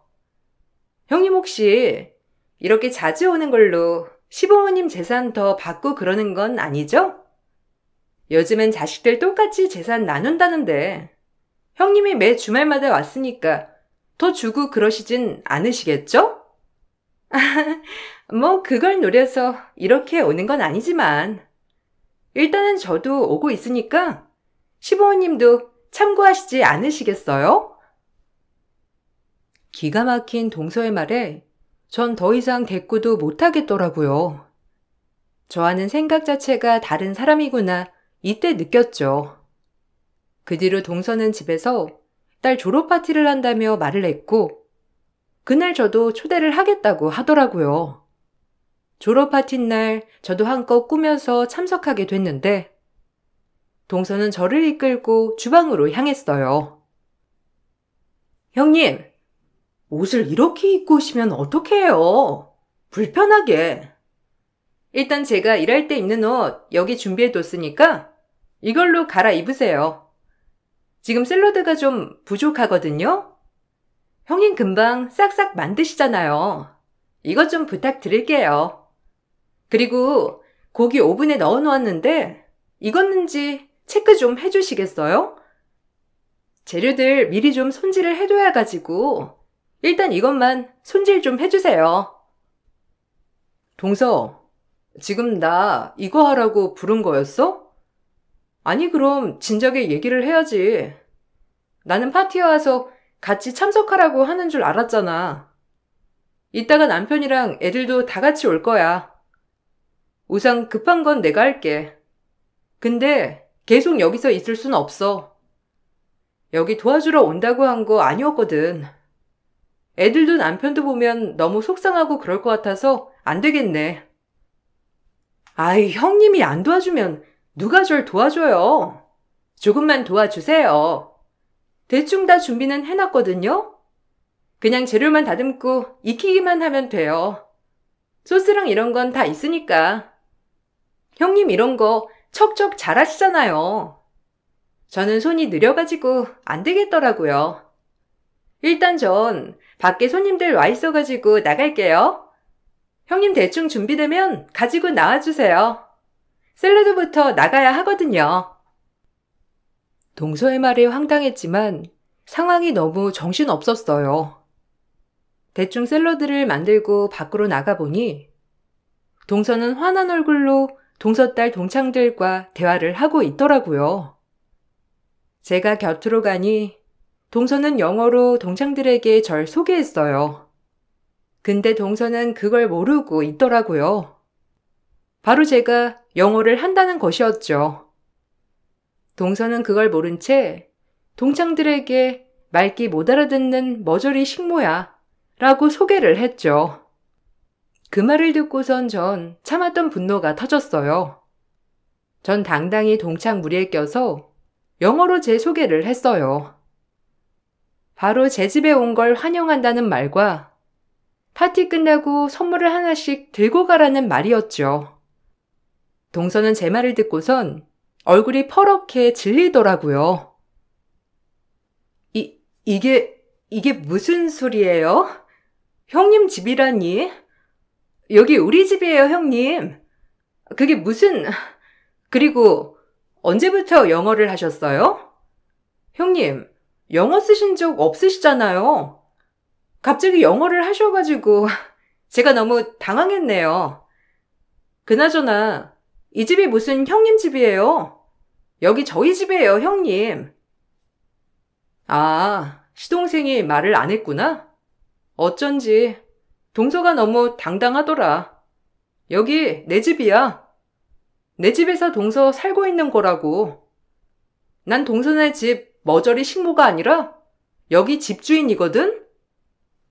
마음대로 이렇게 파티 열 거라고는 생각도 못했는데 당당하게 나한테 집안일까지 시키고 집주인한테 잘 보일 마음이 없나 봐. 하긴 내가 동서가 아니라 시동생 보고 빌려주긴 한 거라서. 근데 도저히 안 되겠다. 이 집에서 더 이상 못 살게 됐네. 지금 무슨 말을 하시는 거예요? 여기 저희 남편 명의로 된 집이라고요. 형님 진짜 왜 그러세요? 제가 영어로 좀 농담한 거 가지고 그러신 거예요? 그냥 애들 앞에서 농담한 건데 그거 가지고 이러시는 거예요? 그리고 형님도 이상하네요. 영어 하실 줄 아시면서 그동안 그럼 저랑 딸 영어로 대화할 때 다 듣고 계셨으면서 아무 말도 안 하셨던 거네요? 그렇지. 내가 눈치 없이 잘난 척을 안 했어. 그렇지?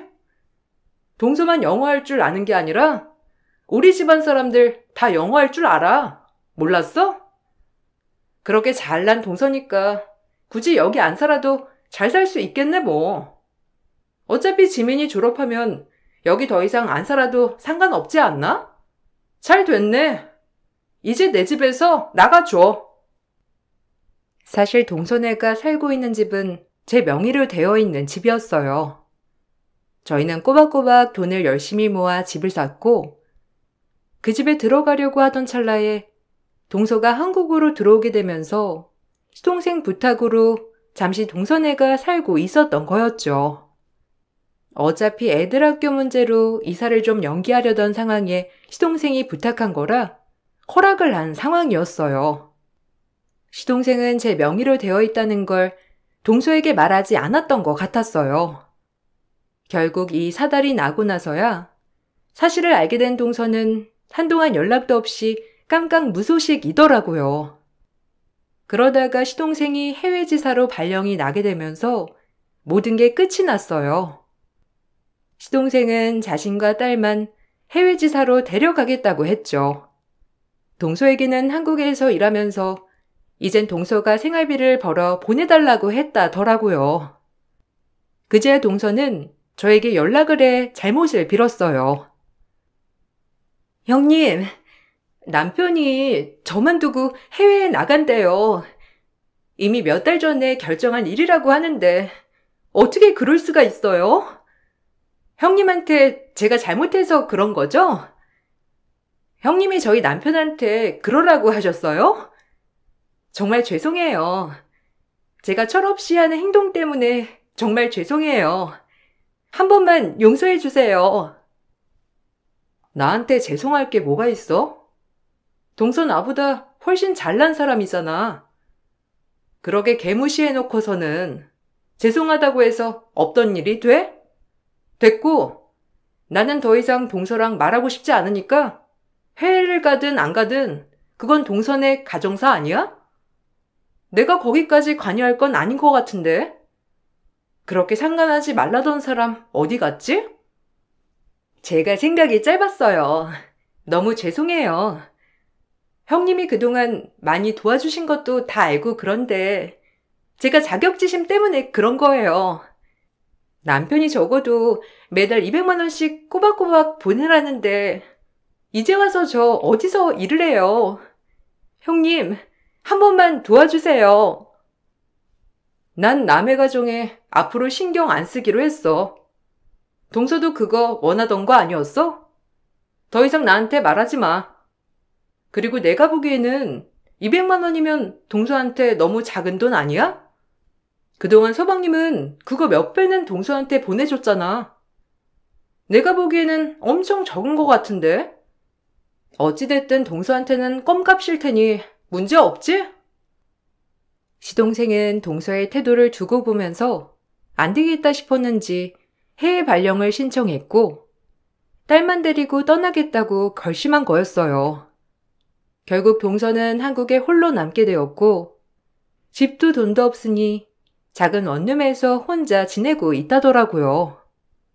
시동생은 떠나기 전 저희와 시부모님께 감사하다며 목돈을 주고 갔어요. 그래도 그 어려운 상황에 기특하게 돈을 모아왔다는 게 저는 뭉클하더라고요. 오랜 시간 동서 얼굴도 안 보고 살았는데 얼마 전 시부께서 돌아가시게 되면서 오랜만에 얼굴을 마주하게 되었어요. 전과는 다르게 기죽어 있는 모습을 보니 이제는 용서를 해야 하나 싶기도 하네요. 아이들도 이제 다 컸고 독립을 했으니 어른으로서 가족으로서 한 번 더 기회를 줘야 하는지 고민하고 있어요. 여러분들 생각은 어떠신가요?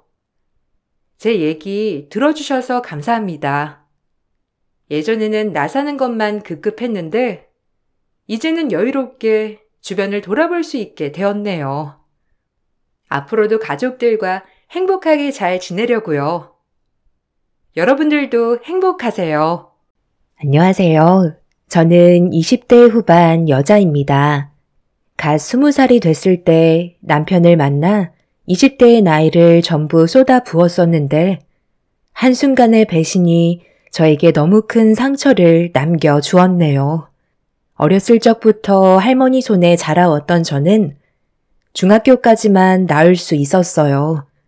여러 가지로 상황이 좋지 않았기 때문에 할머니의 식당을 제가 대신 이어받을 수밖에 없었죠. 연세가 많으셔서 더 이상 식당 운영이 힘들 수도 있을 것 같다는 말에 제가 대신 맡아서 하게 되었습니다. 중학교 졸업을 하고 17살밖에 안 된 제가 할머니의 지시에 따라 식당을 운영하는 건 쉽지 않았어요. 그래도 먹고 살기 위해선 열심히 하는 방법밖엔 없었죠. 부모님께선 저를 할머니한테 맡겨둔 채 각자 인생을 살기 위해 떠나가 버리셨기 때문에 제가 기대할 수 있는 건 아무것도 없었습니다. 식당이 대학교 앞이라 대학생들이 점심시간만 되면 정말 많이 왔었는데 저희 할머니의 인심이 좋아서 인기가 많았던 것 같아요. 하지만 몸 상태가 많이 안 좋아지면서부터 식당 운영이 어려워질 것 같다고 하자 그동안 여러모로 도움을 받았었던 학생들이 할머니를 대신해 일을 도와줬었죠. 그렇게 많은 사람들의 도움 끝에 저는 성인이 되기까지 많은 것들을 배우게 되었고 저 혼자서도 운영할 수 있는 능력이 생길 수 있었죠. 그리고 할머니께선 제가 갓 20살이 되었을 때 건강 악화로 세상을 떠나게 되셨어요. 마지막으로 눈 감으시기 전까지 혼자가 되어버린 제가 걱정이 되셨는지 편하게 눈을 감지 못하셨어요. 그렇게 모든 걸 나 홀로 버티며 살아가고 있었지만 할머니가 옆에 있어줄 때와 다르게 더 이상 곁에 없다는 현실이 점점 피부에 와닿을 때부터 정신적으로 많이 힘들었던 것 같아요. 식당 운영에 대해 어려움을 느끼기 시작한 거죠. 같이 일할 수 있는 직원을 고용해도 되지만 어렸던 제가 나이 많은 사람한테 일을 시킨다는 건 쉽지 않을 것 같아 할머니와 함께 했을 때처럼 저 혼자 버티고 있었어요. 여러 가지로 생각이 많아 고민을 하고 있던 어느 날 점심시간 때 생각보다 많은 손님들이 와서 어려움을 겪고 있을 때 한 손님이 식사를 하다가 양파를 걷어 올리더니 서빙 일을 도와주기 시작했어요. 괜찮다고 몇 번이나 얘기했었지만 본인이 도와주고 싶어서 그런 거라며 제가 주방에서 음식 만드는 것만 집중할 수 있게 거들어 주었죠. 그때가 지금의 남편과의 처음 만남이었어요. 저보다 2살 많았던 그 사람의 적극적인 모습이 힘든 삶을 살아왔던 저에게 많은 도움이 되었는지 저는 처음으로 그 사람과 연인 사이로 발전하게 되었습니다. 그리고 저와 지금의 남편이 만남을 가지고 있다는 걸 알게 되면서 시모가 식당으로 직접 찾아오셨고 저희 둘은 이루어질 수 없는 사이라며 그만 만나길 원하셨습니다. 그 사람은 저와 평생 함께 하겠다며 시모가 헤어지라는 말에 강하게 거부를 했어요. 시모가 뜻대로 되지 않는다고 생각하셨는지 저에게 상처되는 말을 거침없이 내뱉으셨죠. 하지만 자식 이기는 부모 없다고 남편은 저와 함께하고 싶다며 절대 고집을 꺾지 않게 되면서 결국 결혼을 허락하셨습니다. 그리고 시모는 남편이 대학교를 졸업하고 번듯한 직장에 취업을 하기 전까지 아이를 가지는 건 절대 안 된다고 확실하게 못을 박으셨어요. 조금의 실수도 용납할 수 없다면서 제가 시댁에서 같이 생활하길 바라셨습니다. 저도 아이 때문에 남편의 앞날에 문제가 생기는 건 원하지 않았고 시모의 마음 충분히 이해하고 있었기 때문에 어느 정도의 조건은 받아들여야만 했었죠. 그렇게 시작된 남편과 저와의 젊은 시절 결혼 생활은 서로만 바라보며 살아왔던 것 같아요. 시모는 제가 남편을 책임져야 한다면서 앞으로 있게 될 금전적인 부분에 있어서 일절 도움을 주지 않겠다고 하셔서 식당 일을 하면서 남편의 뒷바라지는 제가 책임져야만 했습니다. 아무래도 시모는 제가 혼자인데다가 중졸이라서 그런지 뭐 하나 마음에 들어하지 않으셨어요. 남편 하나 바라보며 시모의 등살을 이겨내면서 열심히 살다 보면 나중에 저도 며느리로서 인정을 받을 수 있는 날이 올 수 있을 거라고 확신하며 앞만 보고 달렸습니다. 그렇게 남편의 뒷바라지는 오로지 제 몫이었지만 항상 저에게 아낌없는 사랑을 주었기 때문에 힘든 상황에서도 끝까지 버틸 수 있었어요.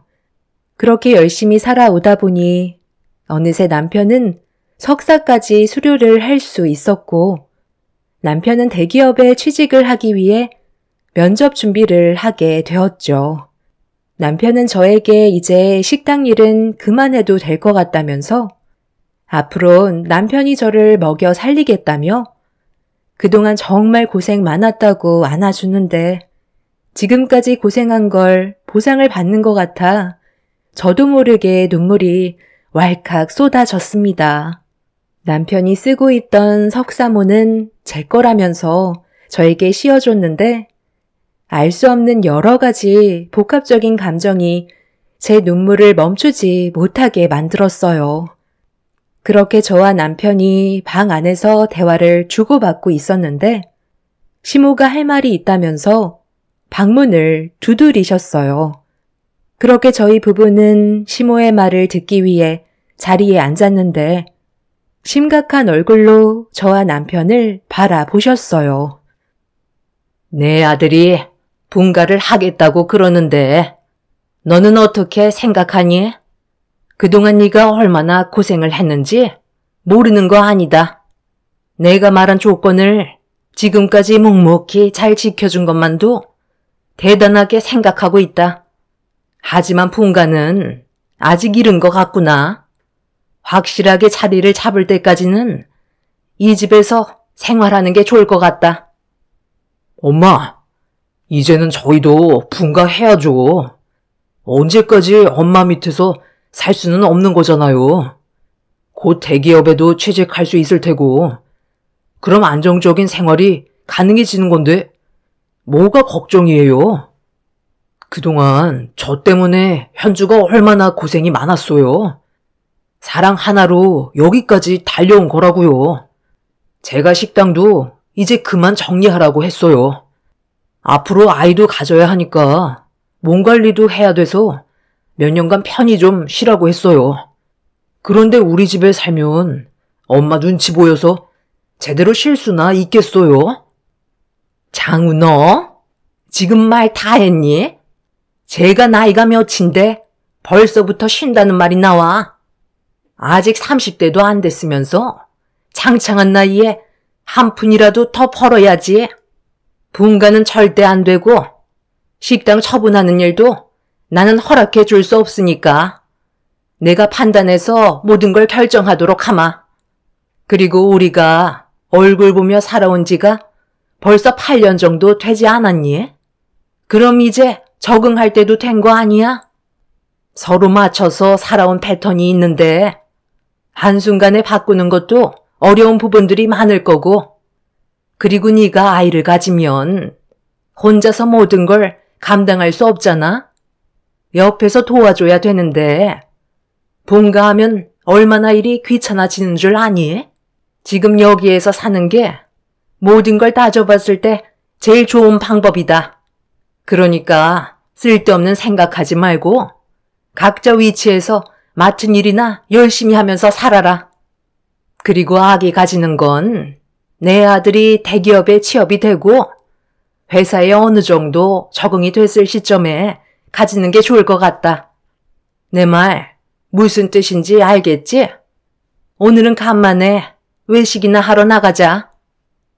시모는 저와 남편의 말은 조금도 들어주려 하지 않았어요. 결혼 초에는 시모의 말대로 살아왔었는데 그때나 지금이나 변한 건 조금도 없었죠. 시모는 항상 저에게 불만을 가지고 계셨어요. 자기 아들 홀려서 데리고 갔다며 남편의 뒷바라지를 제가 전부 다 짊어져야 한다면서 일절 도움을 주지 않으셨죠. 어쩌다가 금전적인 도움이 급하게 필요할 때를 제외하곤 모든 건 제가 벌어들이는 수익으로 전부 다 지원을 했었죠. 저에게는 남편이 첫사랑이었고 열심히만 하면 상황은 충분히 바뀔 수 있다고 생각했지만 남편이 석사 과정을 수료한 이후에도 달라지는 건 아무것도 없었습니다. 그렇게 시댁에서 시모와 함께 살아오면서 느낄 수 있었던 건 저는 시모와 가까운 사이가 될 수 없다는 걸 알게 되면서 하루빨리 분가를 하고 싶은 마음이 제 머릿속을 꽉 채우게 되었죠. 하지만 시모는 저와 남편을 절대 놓아주려 하지 않았습니다. 제가 가지고 있던 불만들이 점점 커져만 가고 있었는데 가족들끼리 외식을 하러 나가다가 레스토랑 앞에서 누군가와 마주치게 되었어요. 시모와 친분이 있으신 분이셨는지 서로 반갑게 인사를 주고받고 있었는데 그때 시모의 행동에 너무 큰 충격을 받았었죠. 어머, 안녕하세요. 아유, 이게 얼마만이에요? 그동안 잘 지내셨어요? 너무 많이 변해서 하마터면 몰라볼 뻔 했다니까요. 요즘 어떻게 지내고 있으세요? 아유, 저희야 항상 바쁜 거 아시잖아요. 한 3년 만에 얼굴 뵙는 것 같네요. 요즘 사업이 너무 잘 돼서 모임에는 아예 참석할 시간이 없네요. 외식하러 나오셨어요? 아드님이 인물이 좋으니까 벌써 결혼까지 했나 보네.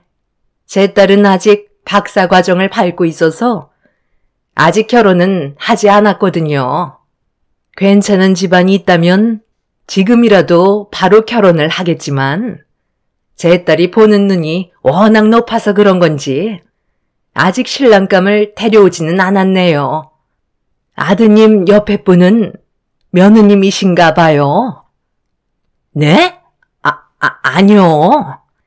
저희 집에서 음식 해주는 가정부예요. 8년 차 정도 돼서 가족이나 다름없거든요. 그래서 가끔 외식할 때 같이 오기도 해요. 그리고 뭔가 오해가 있으신 것 같은데요.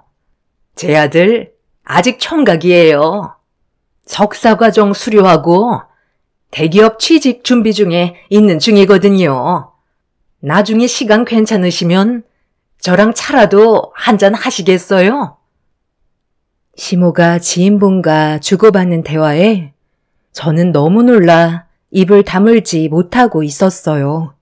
지인분 옆에 있던 여자는 남편이 총각이라는 말에 힐끗 쳐다보면서 눈빛을 주고 있었습니다.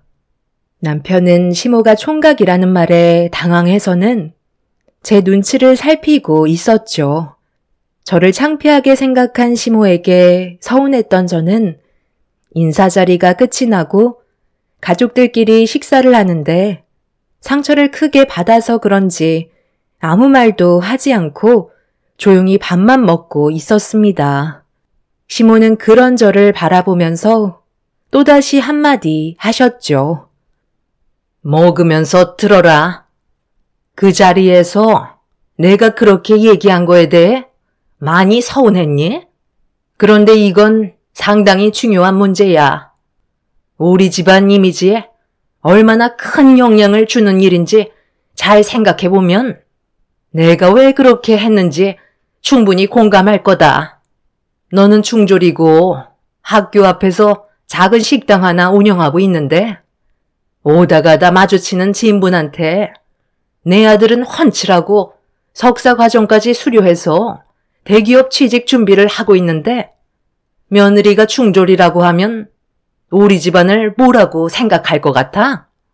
오합지졸 개판으로 할 테고 그럼 그 소문이 순식간에 퍼지게 될 텐데 내가 그런 상황이 오는 걸 좋아하겠니? 미리 선수 쳐서 대충 마무리한 게 잘한 거라 이거야. 네가 서운하게 생각해도 어쩔 수 없다. 내 아들과 결혼을 했으면 이 정도는 당연히 감수해야 될 문제라고. 그러니까 앞으로 너는 우리와 함께 나오게 된다면 무조건 가정부 역할을 담당하면 되는 거야. 엄마, 무슨 말을 그렇게 하세요? 저희는 법적으로 부부인데 뭐하러 그런 거짓말을 하시냐고요. 남이 우리를 어떻게 보던 그게 뭐가 중요해요? 아까 저도 얼마나 놀랐는 줄 아세요? 아버지는 엄마가 옆에서 거짓말을 하고 계시는데 아무 말도 하지 않으시고 가만히 있으시면 어떡해요? 왜 항상 입을 닫고 계시는 건데요? 아버지도 엄마랑 같은 생각을 가지고 계셨던 거예요? 정말 너무들 하세요. 이런 기분으로 외식하고 싶지 않으니까 먼저 일어나 볼게요. 남편은 제 팔을 잡고 밖으로 뛰쳐나와 집으로 들어왔습니다.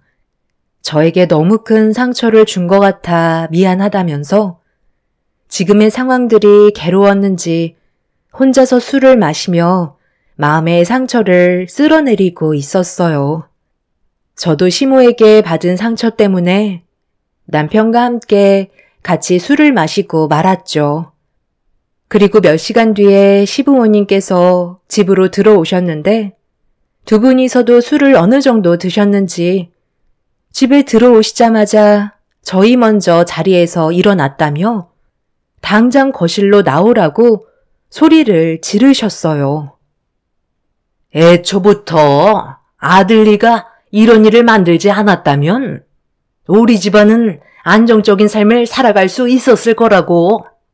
부모도 없이 노인 손에 자라오면서 중학교만 겨우 졸업해서 배운 것도 없이 식당 일만 해오던 그런 애를 며느리로 들였을 때 내 마음이 얼마나 찢어졌는 줄 아니? 부모 마음을 너희들이 알기나 해? 저도 이런 삶을 살고 싶었던 건 아니에요. 그래도 주어진 삶에 최선을 다해왔었다고요.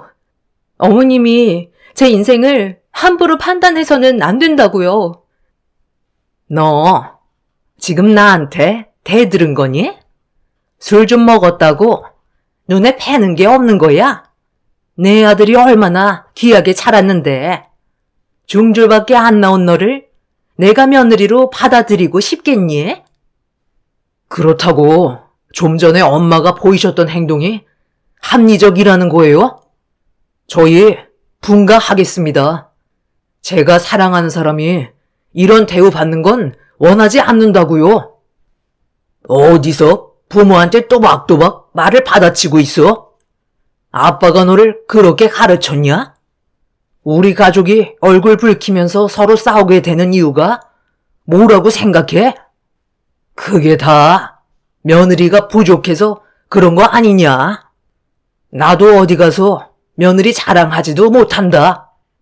중졸밖에 안 나온 며느리를 뭘 자랑할 게 있다고 떠들고 다니겠어? 제가 여기까지 올라오게 만들어준 건 다 현주 덕분이에요.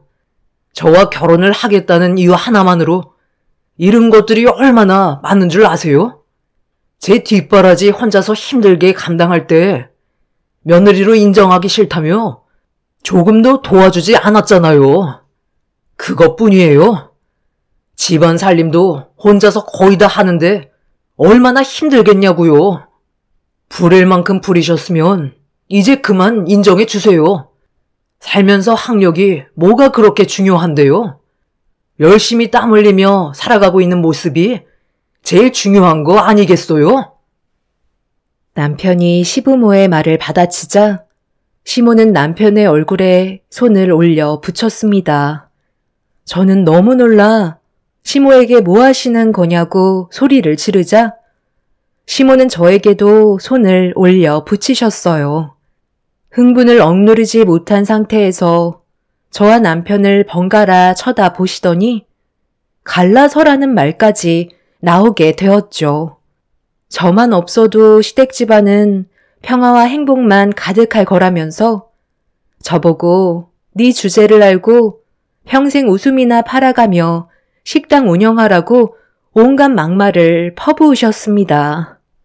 그동안 서로가 말을 안 했지만 쌓여왔던 안 좋은 감정이 많았던 터라 분노는 쉽게 가라앉지 않았습니다. 결국 저는 그날 시댁에서 뛰쳐나와 할머니께서 물려주신 식당에서 하염없이 눈물을 쏟아내고 말았어요. 시부모가 남편을 가로막아 저를 따라오지 못했지만 그 사이 많은 걸 생각할 시간을 가질 수 있었어요. 이런 식의 결혼 생활은 앞날이 좋아질 것 같지 않아 시댁을 등지고 살아가는 게 오히려 좋을 것 같다고 판단하게 되었죠. 더는 시모에게 휘둘리며 살고 싶지 않았어요. 그래서 다음날 남편이 식당에 찾아왔을 때 분가하자는 말을 꺼내게 되었습니다. 그런데 전날에 무슨 일이 있었던 건지 먼저 분가하자고 했던 남편이 한참 동안 머뭇거리더니 충격적인 말을 입 밖으로 꺼내게 되었어요. 우리가 함께 살아온 세월이 절대 짧지 않다는 거 잘 알아. 하지만 나는 부모님을 등지고 살 수는 없어. 당신은 이런 내 마음 잘 알지는 못할 거야. 부모의 품에서 자라오지 않았기 때문에 내 감정을 전부 다 이해할 수 없을 테지만 나는 당신도 놓치고 싶지 않고 부모님과 인연을 끊고 싶지도 않아. 어제 당신 혼자 우리 집에서 뛰쳐나갔을 때 앞으로 어떻게 살아야 할지 너무 막막하더라고.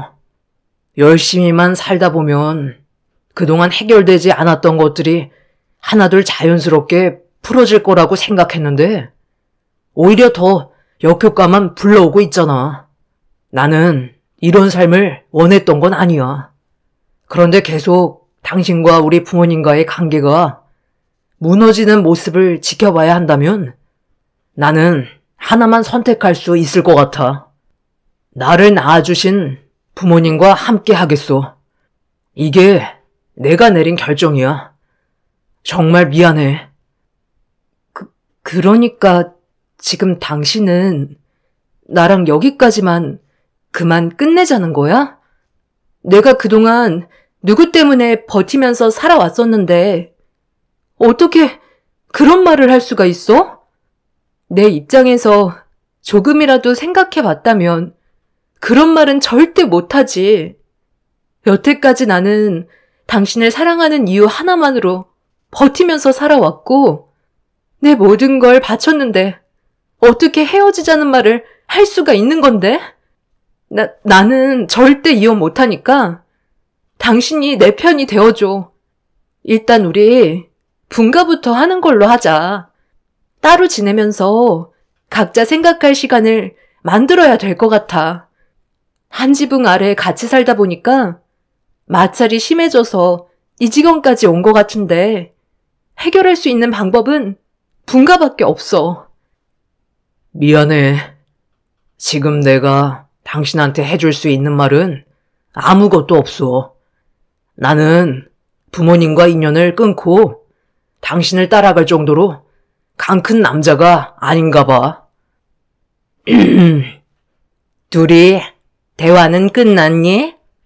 대충 무슨 말인지 알아들었지? 내 아들은 너를 선택한 게 아닌 키워준 부모를 선택한 거다. 아무리 네가 내 아들을 위해 모든 걸 쏟아 부었다고 해도 네가 부모를 이겨낼 수는 없는 거야. 우리 여기까지만 하자. 너도 내 아들을 위해 인생을 쏟아 부었고 많은 것들을 희생했지만 어쩌겠니? 우리의 인연이 여기까지인걸. 이제 그만 정리하고 각자 갈 길 가면 될 것 같다. 내 아들이 오늘 아주 중요한 선자리가 있거든. 저번에 너도 얼굴 봤지? 그 집안과 우리 집안이 아마 좋은 관계로 발전할 수 있을 것 같아. 내가 왜 너한테 지금까지 아이를 가지지 말라고 했는지 알아? 너희 집안 유전자가 얼마나 형편이 없니? 정상적인 부모 밑에서 자라오지 않았던 네가 제대로 된 유전자를 가지고 태어났겠어? 그와 반대로 우리 집안 봐봐라. 내 아들 석사 과정 밟았고 정상적인 부모 밑에서 많은 사랑을 받으며 자라왔었잖니? 이미 우리는 이어질 수 없는 관계였지만 지금껏 억지로 살아왔던 것뿐이다. 그래서 이제 그만 제자리를 잡으려는 것뿐이야. 내 아들은 교수 집안과 선을 보게 될 테고 이세는 좋은 유전자로 얻을 계획이니까 이제 우리 집안과의 인연을 마무리 지어줬으면 좋겠다. 그럼 제 인생은요?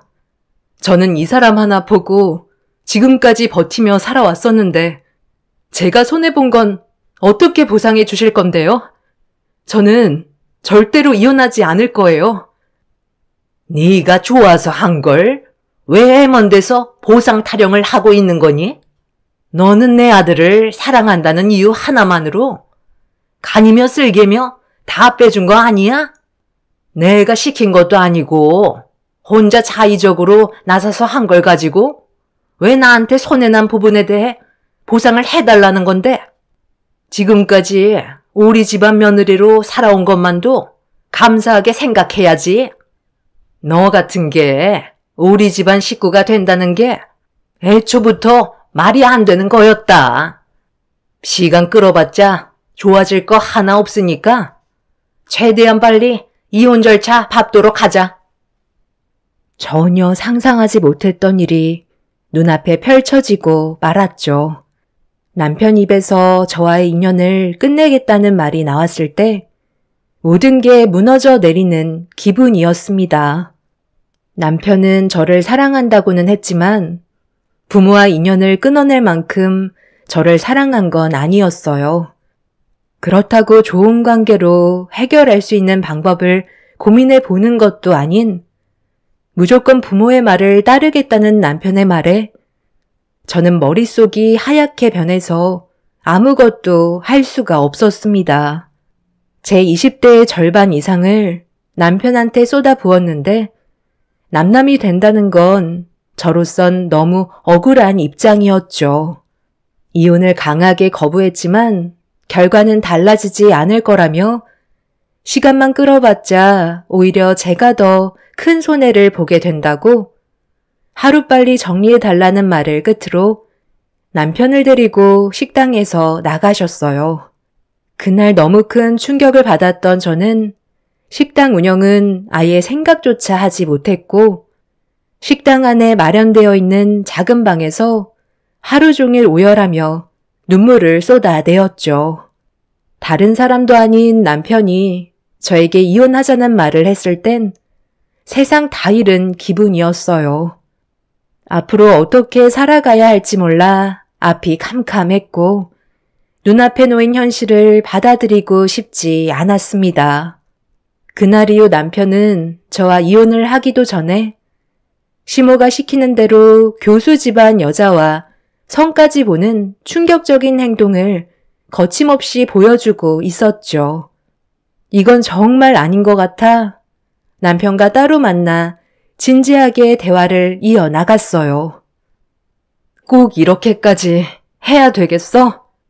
좋게 풀어나갈 수 있는 방법도 있잖아. 나 아직까지 사랑하잖아. 우리 아직까지 법적으로 부부라고. 왜 이렇게까지 하는 건데? 미안한데 나는 더 이상 당신을 사랑하지 않는 것 같아. 저번에 당신이 우리 집에서 뛰쳐나갔을 때 엄마가 충격을 받으셨는지 쓰러지셨어. 그리고 그때 알았지. 내가 선택을 잘못해서 부모님이 피해를 보신다는 걸 눈앞에서 보게 됐던 거야. 우리가 진짜 열심히 살아가고 진심으로 사랑하고 있다는 모습을 보여주면 모든 것들이 해결될 줄 알았지만 그건 내 착각이었어. 그래서 나는 더 이상 당신을 사랑하지 않기로 결심하게 된 거야. 우리 엄마가 하자는 대로만 하면 우리 가정은 행복만 가득할 테고 서로 얼굴 붉히는 일도 없겠지. 그러니까 당신도 이제 그만 마음 접고 앞으로 어떻게 살아갈 건지 고민을 했으면 좋겠어. 그리고 확실하게 느낀 건 이번에 선자리를 봤을 때 나보다 지식이 많은 사람이라서 그런지 배울 점들이 너무 많더라고. 그때 엄마가 왜 이렇게까지 난리를 치셨는지 알 수 있겠더라. 우리 집안이 한 단계 더 격이 높아진 것 같았어. 이래서 집안을 따지는 것 같아. 나는 당신한테 조금도 미련이 남아있지 않으니까 이제 나란 놈은 그만 잊어버리고 당신도 행복을 찾아서 살아가길 바랄게. 그동안 당신한테 받았던 것들은 엄마가 어느 정도는 보상해 줄 거야. 저는 떨리는 손으로 남편의 얼굴에 손을 올려 붙였어요. 남편은 이미 저와의 인연을 끊어내려고 마음의 정리를 한 상태였죠. 조금도 미련이 없어 보이는 남편은 자리에서 일어났고 저는 결국 남편과 이혼을 하고 말았습니다. 제가 그동안 남편에게 모든 걸 바친 시간을 시모는 금전적으로 어느 정도 보상을 해줬지만 그건 저에게 중요하지 않았어요. 제 삶의 모든 걸 한순간에 잃어버렸기 때문에 더 이상 살아가는 건 의미가 없었죠. 법정에서 정해준 보상금은 5천만 원이었고 남편은 대기업에 취업하기 전이었기 때문에 제가 재산적으로 받을 수 있는 건 아무것도 없었어요. 결국 제 인생만 허비한 셈이었죠. 그렇게 남편은 저와 이혼을 하고 교수 집안과 결혼을 했다는 소식을 접할 수 있었어요. 가슴이 찢어질 만큼 아파졌지만 제가 할 수 있는 건 아무것도 없었습니다. 그렇게 의미 없는 삶을 살아가는 동안 저는 남편을 어느 정도 마음속으로 정리할 수 있었고 어느덧 시간은 3년이 지나가 버렸었죠. 저도 더 이상 식당을 운영할 마음도 없었고 남편과 함께했던 공간이라서 그런지 그만 정리하고 싶은 마음이 컸었어요. 그래서 하나둘 정리해가고 있었는데 길 건너편에서 남편과 결혼을 한 여자가 제 눈에 들어왔습니다. 식당 일을 하는 동안 몇 번 보긴 했었는데 한동안 보이지 않더니 거의 3년 만에 얼굴을 보인 그 여자는 남편한테 막말을 퍼붓고 있었어요. 멀리에서 지켜보고 있었는데 차에서 유모차를 내린 뒤 아이를 태우고 있었죠. 그런데 그 아이한테 문제가 좀 있어 보였습니다. 멀리에서 보는데 딱 봐도 정상적인 모습이 아니었어요. 그런데 옆 식당 아주머니께서 제가 그 모습을 멍하니 바라보고 있는 걸 보시더니 이혼 잘했다면서 저 집안이 아주 개판이라는 말을 해주셨네요. 알고 보니 교수 집안의 그 여자는 알코올 중독을 가지고 있었는데 임신을 한 상태에서도 술을 끊지 못해서 아이한테까지 영향이 갔었고 불행히도 아이는 시청각 장애 판정을 받았는데 염색체 이상으로 발생하는 질환이라곤 하지만 전 남편과 결혼한 그 여자가 술을 과도하게 복용한 것도 문제였다는 말을 들을 수 있었습니다. 그리고 성격은 어찌나 더럽던지 남편을 쥐잡듯이 하는데 그런 모습을 보니 참 한심해 보였습니다. 교수 집안이라고 해서 잘난 줄 알았는데 그런 모습은 전혀 없었고 오히려 저보다 못한 인생을 살고 있는 것 같더라고요. 본인이 선택한 삶에 대해 후회를 하고 있는지 그 사람은 그 여자에게 이혼하자는 말을 꺼냈고 그 여자는 자기 인생 책임지라며 전 남편의 머리채를 잡곤 난리를 피웠죠. 둘이 동네 한복판에서 싸우게 되자 전시모가 옆에서 말리기 시작했지만 그 여자는 물불 가리지 않고 시모의 머리채까지 잡아버리는 거침없는 행동을 보였습니다. 전 남편은 시모에게 예전의 삶이 더 행복했던 것 같다면서 머리채를 잡힌 채 불만을 털어놓았고 시모 또한 자신도 잘못 생각한 것 같다며 교수 집안만 보고 판단했던 자신의 행동에 대해 후회를 하고 있었습니다. 그 와중에 그 여자는 남편을 총각이라고 속여 결혼시킨 사기범들이라면서 남편의 뺨까지 올려치더군요. 그 모습을 지켜보던 저는 그 사람들이 참 미련해 보였습니다. 시모의 말에 따라 선택한 삶이 장애가 있는 아이를 키워야 되고 아내에게 머리채나 뜯기면서 생활해야 되는 인생이 너무 한심해 보였죠. 그 모습을 보니 제 인생이 훨씬 더 좋아 보였어요. 앞으로 살아가는데 후회가 아닌 앞으로의 미래를 위해 열심히 살아가기로 결심하게 되었습니다. 저를 내친 그 집안 사람들은 분명 무너질 테고 저보다 더 못한 인생을 경험하게 될 거라고 확신합니다. 저는 현재 식당을 정리하고 다른 지역에서 새로운 삶을 시작하려고 준비 중이에요. 아직 젊은 나이기 때문에 열심히 살다 보면 또 다른 행복이 저에게 다가와 줄 거라 믿고 있습니다. 저에게도 이제 불행이 아닌 꽃길만 걷는 삶을 찾고 싶네요. 과거의 일들은 인생 경험했다 생각하고 앞만 보며 달려가려고요. 제 사연 들어주신 분들 감사합니다.